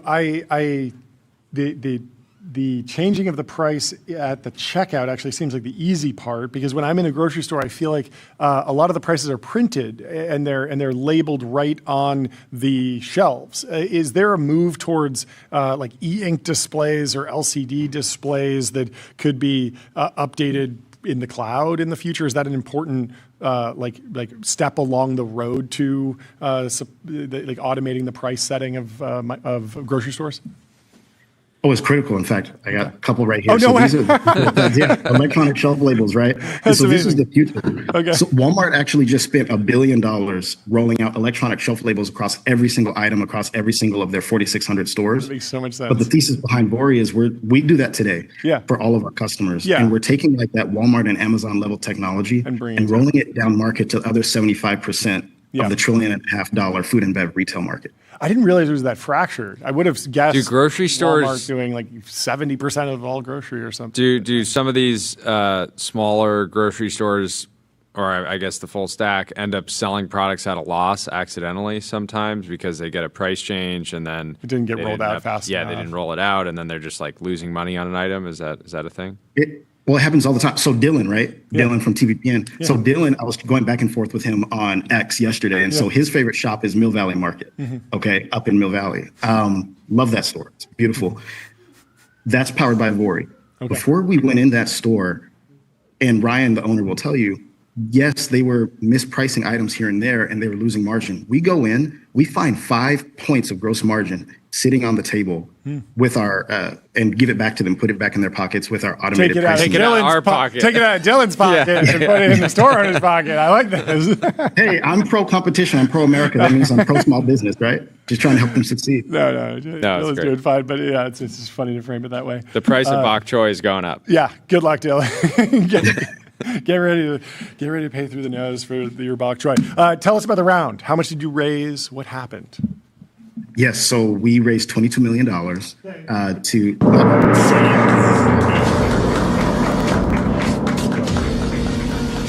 Thank you. We raised $22 million to invest really in our go-to-market. We've been expanding rapidly. We've done over $500 million in payments, which is where 60% of our revenue comes from. We're investing behind that. Advancing our product, releasing more agents for the store to do more work to help them be more competitive against big box stores, and investing behind our deployment team to help install this hardware and software and complex payment system into more grocery stores across the country. So we're super excited. That's amazing. Well, congrats. Seems really smart work. and very unique market too. Very unique. Hard to compete with you having probably done all of these different jobs at different points yourself back in the day. Generational success. I'd love to see it. There you go. Have a great rest of your day. Great to meet you, Brandon. Thank you so much for coming on the show. Come back on soon. Right. Yeah, we'll talk to you soon. Have a good one. Up next, we have Nate Tepper from True Short. He's the founder and CEO here to talk about some funding from Coastal Ventures, WonderCo, a bunch of Hollywood investors for AI-generated vertical films for mobile, the Teppinator. Welcome to the show. What's going on, dude? How you doing, Nate? Hi, guys. Good to see you. Let's go. Let's go. First time on the show. Introduce yourself. Tell us about the company. Tell us about the product. Nate Tepper, founder, CEO of True Short. We're an AI film studio and streaming platform. So on one side, we have creatives and engineers that are making movies together. On the other side, we make the streaming platform too, like Netflix, distribute the movies, monetize them. Full stack creative company. Vertically integrated. What is how do customers experience this? A mobile first, web, desktop, what is the watching behavior these days? Yeah, exactly. So we were kind of inspired by the micro dramas. I don't know if any of you guys know about that, but basically saw that China was pumping these vertical soap operas that were making more money than the box office in China. Like some of these apps are doing 50 million a month in revenue, and they're all shot vertically, minute-long episodes.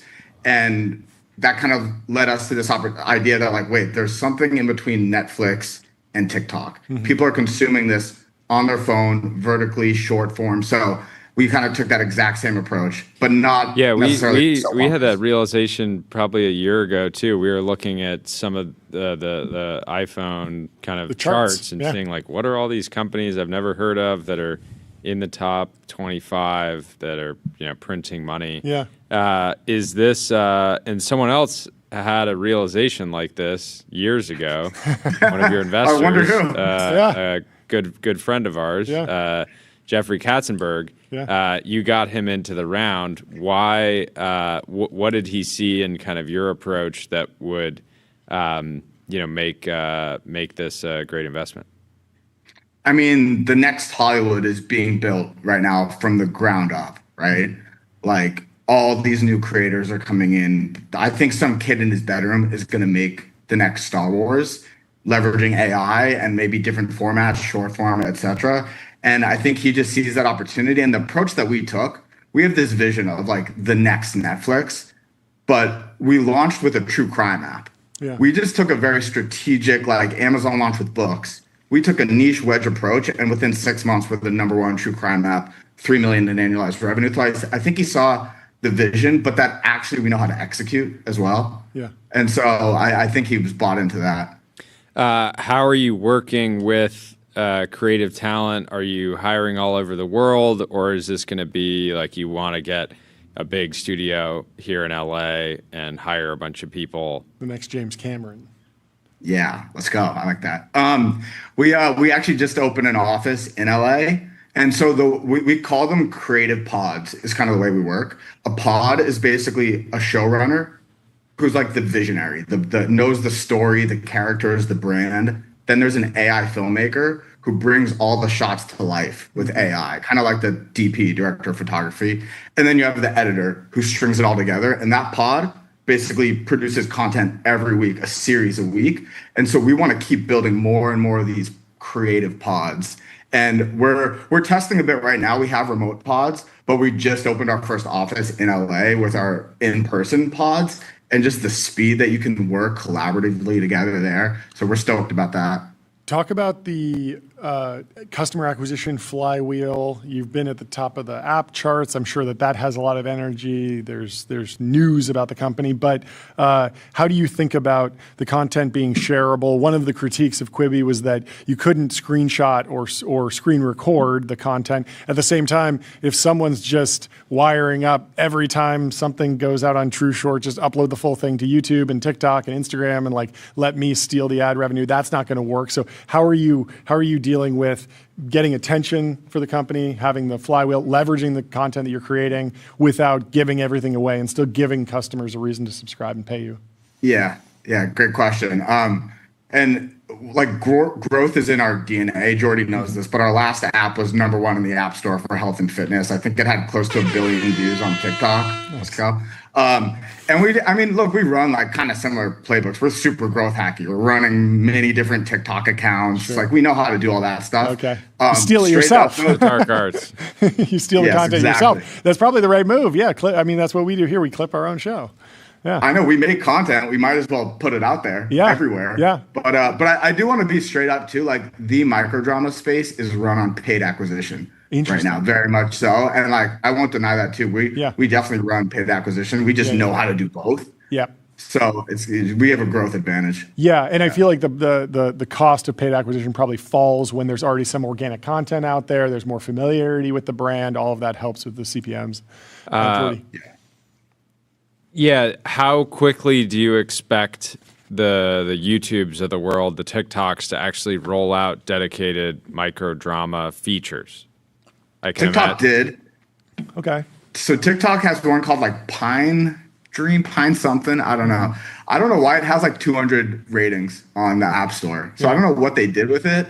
Netflix is creating kind of like vertical section in the app, but they haven't made vertical content in it yet. So it's definitely happening. Things are going. Yeah, it feels like this business to me will over time probably look more like an A24 that owns its own distribution and actually sells the product, because you're going to get like competition from all the platforms, all the platforms. Features. And so your advantage is like, can you create a system that can reliably create hits and IP and deliver enough value to customers so that they subscribe and they keep coming back? Because YouTube had is that right? Yeah.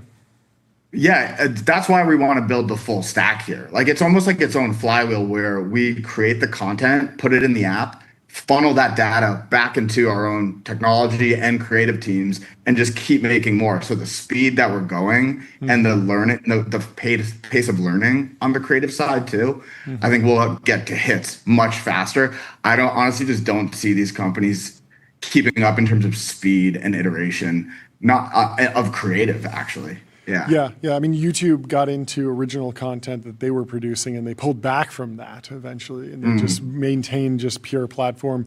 Netflix obviously does productions, but a lot of that is done with other studios, and then they just buy or license the actual end product. So yeah, the vertically integrated approach. Yeah, I think the key will be creating a setup where a pod can make more money like building on True Short than they can by just going and setting up their own kind of YouTube account. I'm curious in general, like part of what I'm thinking about is like there's about to be 1 million filmmakers. Like I said, some kid in his bedroom is gonna make the next Star Wars. Where is that gonna be distributed? Like, is it YouTube? Is it Netflix? Is it True Short? I think we're gonna see emerging films, which is already happening, that are actually high quality that people want to watch. Where are people going to watch them? I don't know yet. I think we'll see some stuff over there as well. How are you thinking about episode length and number of episodes? What have you actually tested? It feels like the base case is like a 2-minute episode, maybe 10 episodes per story. Is that roughly correct? And then like, do you think there'll be wide variation, like we see a 90-minute movie and then a 3-hour epic from Nolan every once in a while? Like where do you see the dials turning? Yeah, I mean, I actually view this microdrama space and what we're doing as like separate from theatrical, even separate from Netflix. Yeah. The way people consume it is different too. It's like they open this stuff when they're bored on the subway, right? And so it's actually, if you still want to go watch a full 2-hour length movie, you're going to go watch that on Netflix or go to the theater. That will still exist until these become good enough that they're distributed there. But and so for now though, we're focused on these like kind of niche genre, 1 to 2 minute long episodes, mini episodes per series, and like getting a flywheel going around that. What is the? Do you feel like you have hit IP yet? Something that you'll invest, $20 million into a specific like series over time yet, or are you still just like taking shots, getting base hits, doubles, etc.? So I do intuitively. We're launching it later this month. It's not true crime, so it's not on our true crime app. It's our next genre, and just seeing what we're creating there, I would honestly say our true crime stuff is just like that will be the lowest quality we'll ever put out stuff. Like it's getting better and better. So intuitively, I think what we're making now is real IP. People that will have fans. So true crime, True Short, there's obviously a linkage there, but the name True Short feels like it can hold anything. Like it's not like home box office. No one cares, that they just think HBO, and it feels like you'll be there very quickly. But it sounds like you're considering multiple apps. Is that in the roadmap? I don't want to say too much yet about exactly what direction, because we're still discussing it. But what I will say is like there are a lot of opportunities now around niche genres. Yeah. What about? I think that's interesting. What about like pseudo or semi user-generated content? HBO, you need an agent. It's got an incredibly high bar to get your media product, your movie or show on HBO. Amazon Prime sort of has a self-publishing route if you're really creative. And Kindle self-publishing, you can publish a book without any. I think it needs to meet standards, but it doesn't necessarily. It's like an App Store review, not. It's maybe just one notch above YouTube to publish on the Amazon suite of products. How are you thinking about engaging like that the next James Cameron who isn't in LA and didn't have a great resume but created a great product and you could monetize it for them? Have you thought about that? Yeah, I mean, you nailed it. Like that was the original vision, was like, let's be the distribution for these million filmmakers that are coming, and curation and taste is going to be really important, things like that. But we quickly learned and just realized that out of those million filmmakers, a lot of it will be slop, and it's still the earliest days. And we also learned from the micro dramas that there's a formula, especially for winning in the beginning. So we're like, let's own it, let's learn it ourselves, let's build it right now, and we can take this. We could probably take this to $1 billion company just as our own team moving fast. But I do think the big vision, like I said, is how do you find the next James Cameron? Where is he putting his stuff? That's really exciting. Favorite song to play on the guitar? Well, we have 30 seconds left. Do you want to use the opportunity to do a quick solo, or your guitar? Dude, I knew you were going to ask me to do that. No, but I will plug. Check out my band Pink Roses on Spotify. If you know Dave Fontenot, it's my bandmate. Let's go. Amazing! Yeah, we had Dave on the show. They've had this crazy side quest of being rock stars. Amazing. It's amazing. Well, it has millions of streams. You like it? Well, congratulations on the round. I don't know if we hit the gong. Hit it again. Boom. Let's go. Great to see you, Nate. We'll talk to you soon. Make a micro drama about Tyler the intern's life at TVPN. Niche. Can we use his likeness? Yeah. Yeah. Granted. Signed off. Yes. This is not recorded. Peace, guys. There's a lot of training data too. So how about it? Well, later. See you, Nate. Thank you so much. Our next guest is the co-founder and CEO of Roadrunner, a new company for AI native revenue infrastructure. Joubin. I like the sound of that, John. Mirzadegan. Welcome to the show. How you doing? Hey guys. Thanks so much for joining. How you doing? It's happening. Good. Revenue infrastructure. I love revenue and I love infrastructure. Yeah, we talked a couple years ago, but for those who don't know you, please introduce yourself and the company. I'm Joubin. You guys pronounced my name right, both first and last, which I was impressed by. Okay. I am one of the co-founders and the CEO of Roadrunner. Thanks for having me. Yeah. Great to meet you. Introduce the product, introduce the problem, and sort of explain where you fit into the businesses that you're selling into these days.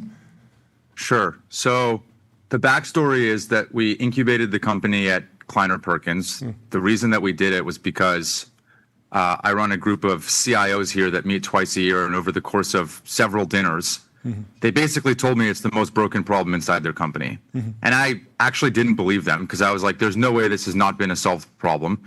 And they were like, no, seriously. And in some cases, it was the #1 negative NPS surveyed software inside of their business. I come from sales, so I've been the consumer of this problem. And I'm like, okay, I understand the problem. So we did a full market map, looked at every company, ended up not finding anything, and so decided to do it ourselves. So you said that the existing solutions were low NPS. Was the market also highly fragmented? That's often like the Keith Raboy lens that he likes to look at, both low NPS and, because if it's low NPS, but there's just one monopolist, it might not be a good business opportunity. But what was that market map? How dense was it? Yeah, so I think the mother of all tailwinds for us right now, which is the challenge that every incumbent is going through, is that every 10 years there's a new CPQ vendor that comes alive. And the reason for that is because about every 10 years there's a new technology shift that happens. We went from software to SaaS. That became a subscription-based billing. Then we went from SaaS to AI. AI is very likely going to be a usage or consumption-based billing. Every time that happens and there's a new pricing pressure that comes onto a business or a pricing model, you need somebody that can actually price. Like if you're a rep trying to do a deal, you need to be able to price that deal. If the data models with the incumbents were not built to be able to actually price those deals, you're screwed. So every 10 years, we have a new technology shift. Every 10 years, that puts a bunch of pressure on pricing models. And every 10 years, you need to be able to actually get quotes out the door, leveraging those new pricing models. And so I think in our case, we are the beneficiaries of that. What is the sales process like? Because you mentioned the CIOs, the chief information officers. They feel like they have an incredible amount of leverage over the decision of what platform to use, but then the end user is different. So can you sort of walk through the actual user journey a little bit? Yeah. I would say the two primary personas are CIOs, who are the ones that are responsible for delivering software to an organization, and CROs, who are the ones that are responsible for getting deals done inside of an organization, and the underlying software that they're using is just fundamentally broken. Yeah. So those are like the two people that really matter. The unique thing about this problem is that there's many hands in the cookie jar, which is why it's like a unique problem for a startup to go solve, because you have deals desk and RevOps and finance and sales and IT, all of these folks touch this business process. Yeah. And so it's actually quite difficult both to build, because you have to build for all of these personas, and sell, because you have to get all of these people kind of on board with you. Even if you can get all of that done, then you have to convince them that running one of their most important production systems onto an early stage startup makes sense. And so I think that's like kind of the hill that we I guess that we have the honor of climbing.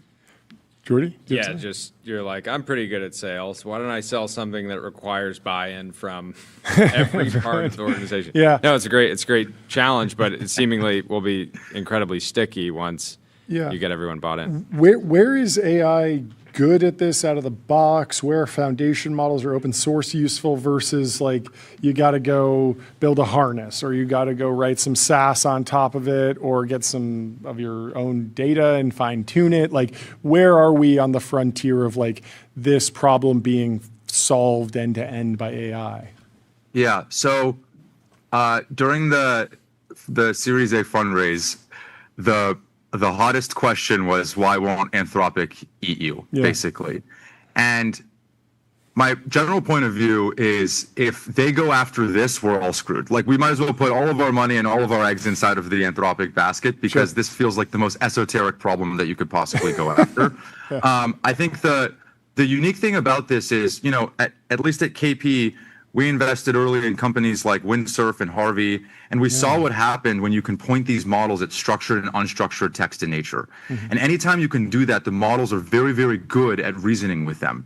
And CPQ is a very similar problem. You have price books, approvals, volume-based discounting. All of these rules sit somewhere, and the models are very good at reasoning with them. The challenge for us, I think, like where our kind of secret sauce is that you need to be able to have this agent architecture, call it at the header. Then on the y-axis, you have a bunch of policy engines that are enforcing a probabilistic system through a deterministic engine. That sits on top of a data model that has to be flexible enough for the pricing models of today and in the future. So the combination of those three things is really our secret sauce. And then obviously, I think the problems that many of these kind of bleeding edge enterprise AI agent companies are running into is like, how do you get an agent to work predictably with the harness around it inside of a large enterprise, doing something where if we go down, like, we get sued. Like, you can't get quotes out the door. And so you can't not get it right. And so I think, you know, in many ways, we are tackling probably one of the more bleeding edge agent problems in the enterprise. And that's really where we live, is in the enterprise. Awesome. Tell us about the round. How much did you raise? I want to hit the gong. We raised $27 million in total. There you go. Powerful. We announced the seed from KP, 5.2 mil, and then 22 million from with Founders Fund leading and KP doubling down. Any familial conflicts going on over there? Just kidding. Trey Stevens led the round. Don't worry, he's brothers with Amin. Thank you so much for coming on the show. I didn't even put that together. Yeah. Amazing. Anyway. Family business. Love it. Have a good one. We'll talk to you soon. Thanks, guys. Goodbye. Thanks, guys. Talk soon. Up next, we have Roman Chernin from Nebius. He's the co-founder and chief business officer. If you've been living under a data center. And Nebius is only up 15% today, so we'll ask him. The AI cloud division posted 841% year over year revenue growth. Earnings per share beat expectations significantly. Shares are up, as you mentioned, and the business has been on an absolute tear, and we're excited to be joined by Roman to break it down for us. How are you doing? Great. Thank you for inviting. I must say that I think 3 meetings ago, yes, someone said me that I need to take a nap. Okay. So don't be surprised. I just fell apart here. I can imagine you're working non-stop right now. How long have you been working on this? I feel like Nebius is in the news every day, but can you take us back a little bit on your journey with this company? Yeah, so I'm with Nebius from the very beginning, and Nebius officially, in the current shape of the company, exists from summer 2024, so less than 2 years. But we as a team had experience longer than that. Yeah. You maybe know that core team came out from Yandex, which was a large Russian internet company. Yeah. And we started with quite a unique mix of talent that helped us to start like really fast. I mean, people know Nebius, Neo Cloud, but that can mean a lot of things. How are you describing the shape of the business? How are you describing the differentiation? Before we get into that, what's the other spin out that's also on a tear from Yandex? Yandex. You maybe know ClickHouse. ClickHouse, that's right. That's yeah. The talent bench at Yandex seems to have been just like genuinely insane. So you can find a lot of other startups that or companies that created with ex-Yandex people. The Yandex mafia. Yeah, not really mafia. Talking about how we describe our business, I don't really like the word new cloud because I think it's too broad definition of too many companies that do different things. Like someone is doing just really data center business. Someone is doing data center plus renting out hardware. Someone don't own hardware and do kind of marketplace play. We like to say about us that we built vertically integrated full stack AI specialized cloud. So that's what we think we do.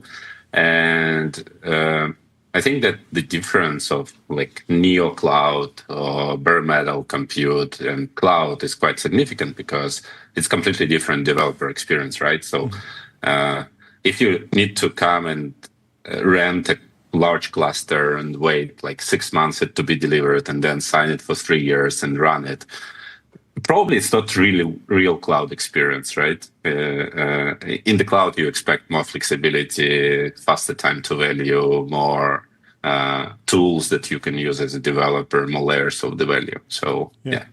How do you think about lagging edge model inference like load over time? Because a new model comes out, there's an incredible amount of hype, everyone's looking at benchmarks and testing it, and then at a certain point open source catches up, different models sort of commoditize. But if you're an enterprise and you found that GPT-4 is great for scanning your receipts or something, you might leave that capability, that functionality running forever, and you might never need to deploy a smarter model against that problem. And I'm wondering, as we see, skyrocketing frontier revenues, lots of debate over token maxing versus incredible results on the profitability side.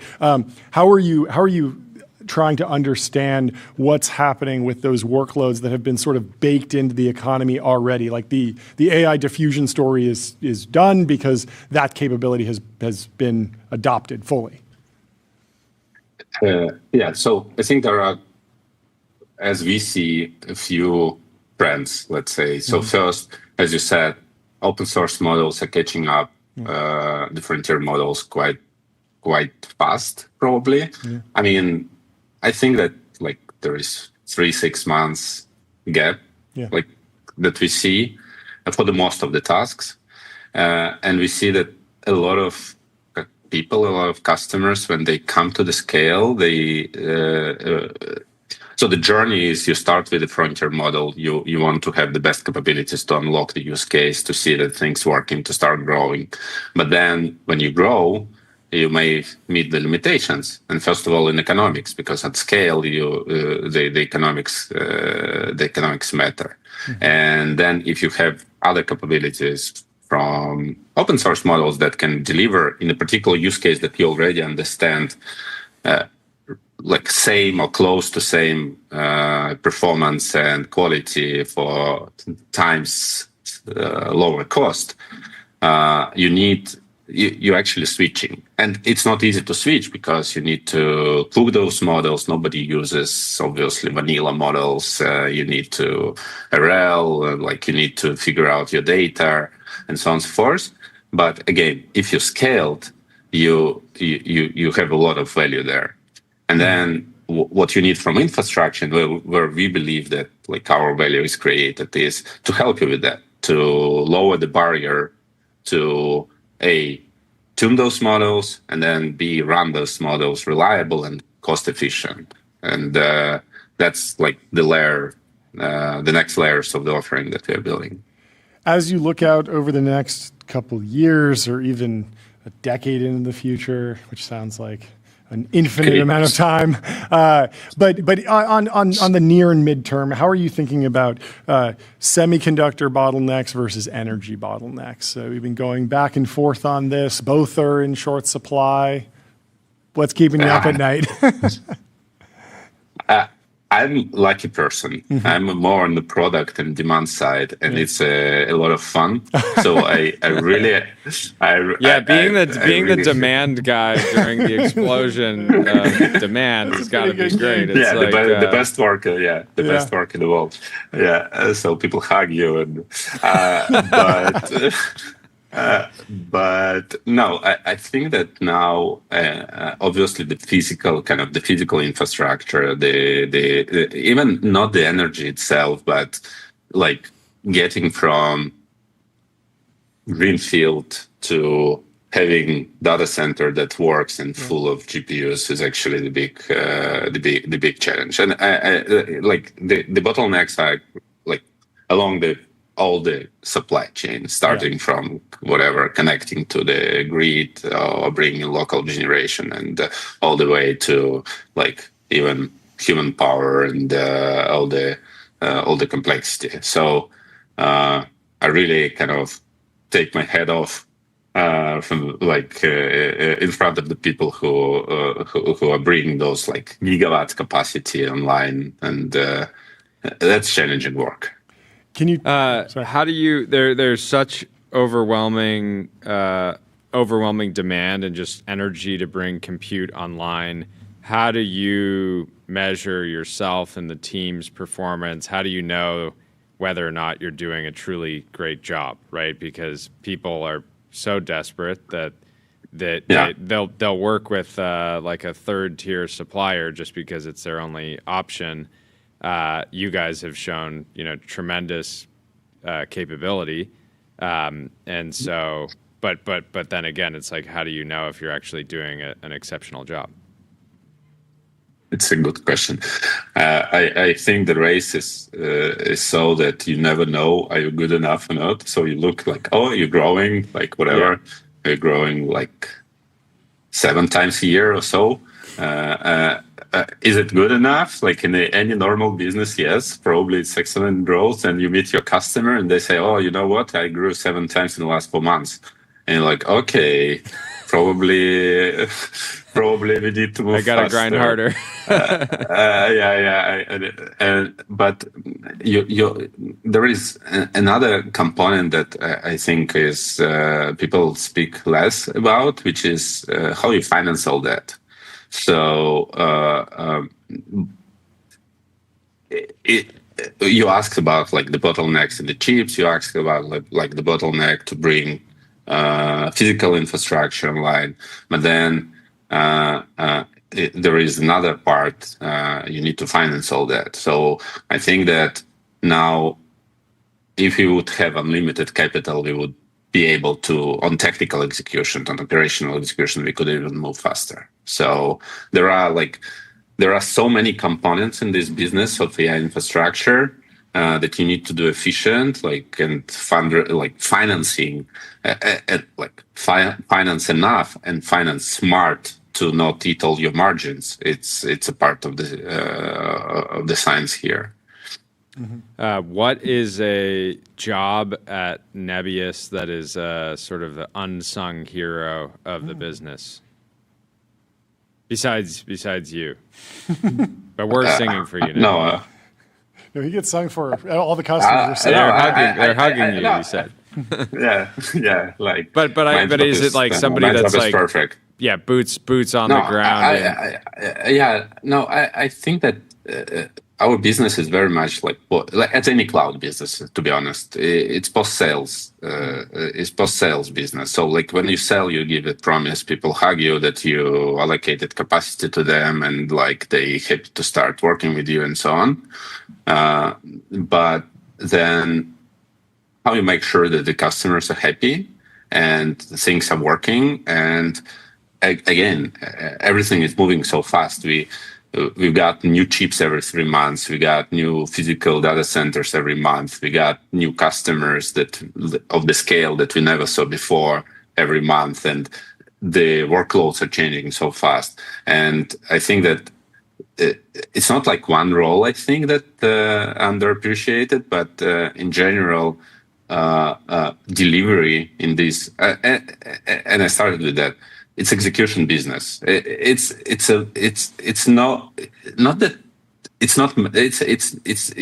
less magic. It's a lot of boring execution on each layer, starting from finance, like physical infrastructure, software, customer kind of facing engineering, support, like every piece, and then only if magically everything comes together, from supply chain to customer facing person that make sure they don't waste their money with us, then things start working. So yeah, I think delivery is the key. Delivery chain is the key in this business. Post sales. Last question. Can you talk about some of the recent acquisitions and talent moves at Nebius? I'd love to know the philosophy and strategy there. Yeah. The philosophy is very simple. We need to build so many things that we need to move, and we need to move so fast that we're always looking for people who can accelerate us. And it should be exceptional talent, and it should it should be something that had a great adoption. Our two recent acquisitions that we announced just like with a two weeks pause, two teams that work on inference optimization. So you can think big part of our business is how efficient we convert GPUs into tokens and like value for the customers. Yeah. And these are two teams. One of them, Eigen AI, another Clarify AI. One is very much focused on model optimization, like the engine of inference, how you run specific model, and all the techniques around spec decoding, quantization, and so. And another is more like system optimization, all the routing, key caching, orchestration across the big cluster of compute and so on. And we had a very strong internal team also working on inference, but we felt that we need to move fast. Like we need to move faster. We need to bring more capabilities there because the market is so fast that every 3 months you can lose the pay. Like so big pie, so big piece of the pie. Yeah. And it's going to show up in your margins and your earnings, obviously, which are important now. If you unoptimized chips, you're not going to get the yields that you want, the results, and the tokenomics are going to flip. Yeah, that's true. And also what is important that it unlocks the new types of the customers, the new types of the workloads that we can serve, like not just again sell raw compute, but serve all these fast growing vertical AI companies and enterprise adoption. Yeah, that makes a ton of sense. Well, thank you so much for taking the time to join us on a busy day. Yeah, are you going to get some sleep, or are you'll sleep in a few years? I will take a nap now. Fantastic. Just a nap. I know you're across the pond, right? So you should be just going to sleep for 8 hours, but he said a nap. Nap. Right? I love it. Well, thank you so much. for coming on the show, Roman. We'll talk to you soon. Yeah. Have a good one. Yeah. Goodbye. The last post I want to talk about today is about video games, of course. There's an individual who beat, is this a Dark Souls boss? But they built a controller that uses their full body. It's not a VR game. It's not a VR simulation. But if you want to attack, you strike the dummy with a physical stick, and that presses the button in the game to trigger your character to attack in the game. And then it appears that he's playing on a green screen or something, because you can see the game actually playing behind him. And he also is wearing glasses of some sort. You don't like this. What's not to like? You need to get a workout while you're gaming. The future of gaming I just don't might very well produce some of the fittest people. Yeah. I don't like the aesthetics of this. You don't? No. You think you should? You're more in but the. I shouldn't knock it till we try it. You're more a fan of. I've seen enough. You're more a fan of unironic LARPing, like live action role playing, where you get the SD Kid concert. You're a fan of that. Put on the actual armor. Yes. Do the real battle. Yes. Don't play the video game version of that. That's a poor simulacrum. Yeah. Hit the park. Yeah. Hit the park. Or find a multiplayer version of that. Just get another human to stand next to you, and you can learn defense.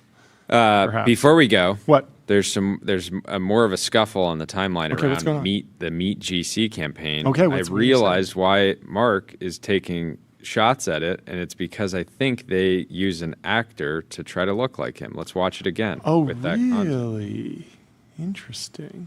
I did notice that the actor that plays the General Catalyst character is like over the top handsome in the sense that like the original Apple, Mac, and PC ad, Justin Long, he's sort of like an everyman, and the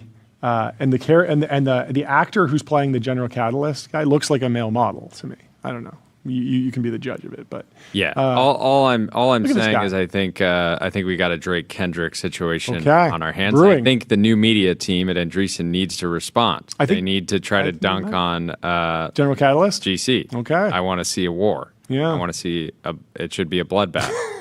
Anyways, demanding acrimony in the tech industry, sowing dissent. Yeah, no, they need to get What about revenge. peace? What about They need to peace? get revenge. Mark says this is a clever inversion of the original Mac vs. PC commercials. This time clearly intended to make the sponsor appear smarmy and judgmental. Fascinating. So you got rage baited. They rage baited you. You could have just muted this. You could have blocked them. You could have not amplified it. Now it's on everyone's timeline. no, Now people, it's war now. Because of this. We're going Because to get a VC content wrap. No one would know what General Catalyst is until now. Now there's a fight and it's working. No, just kidding. It is entertaining though. Very fun. But wait, well, duke it out. Duke it It's out. a good campaign. It's time. I do. think Eric that Thornberg, Reggie just James. As a first, that's a matchup there.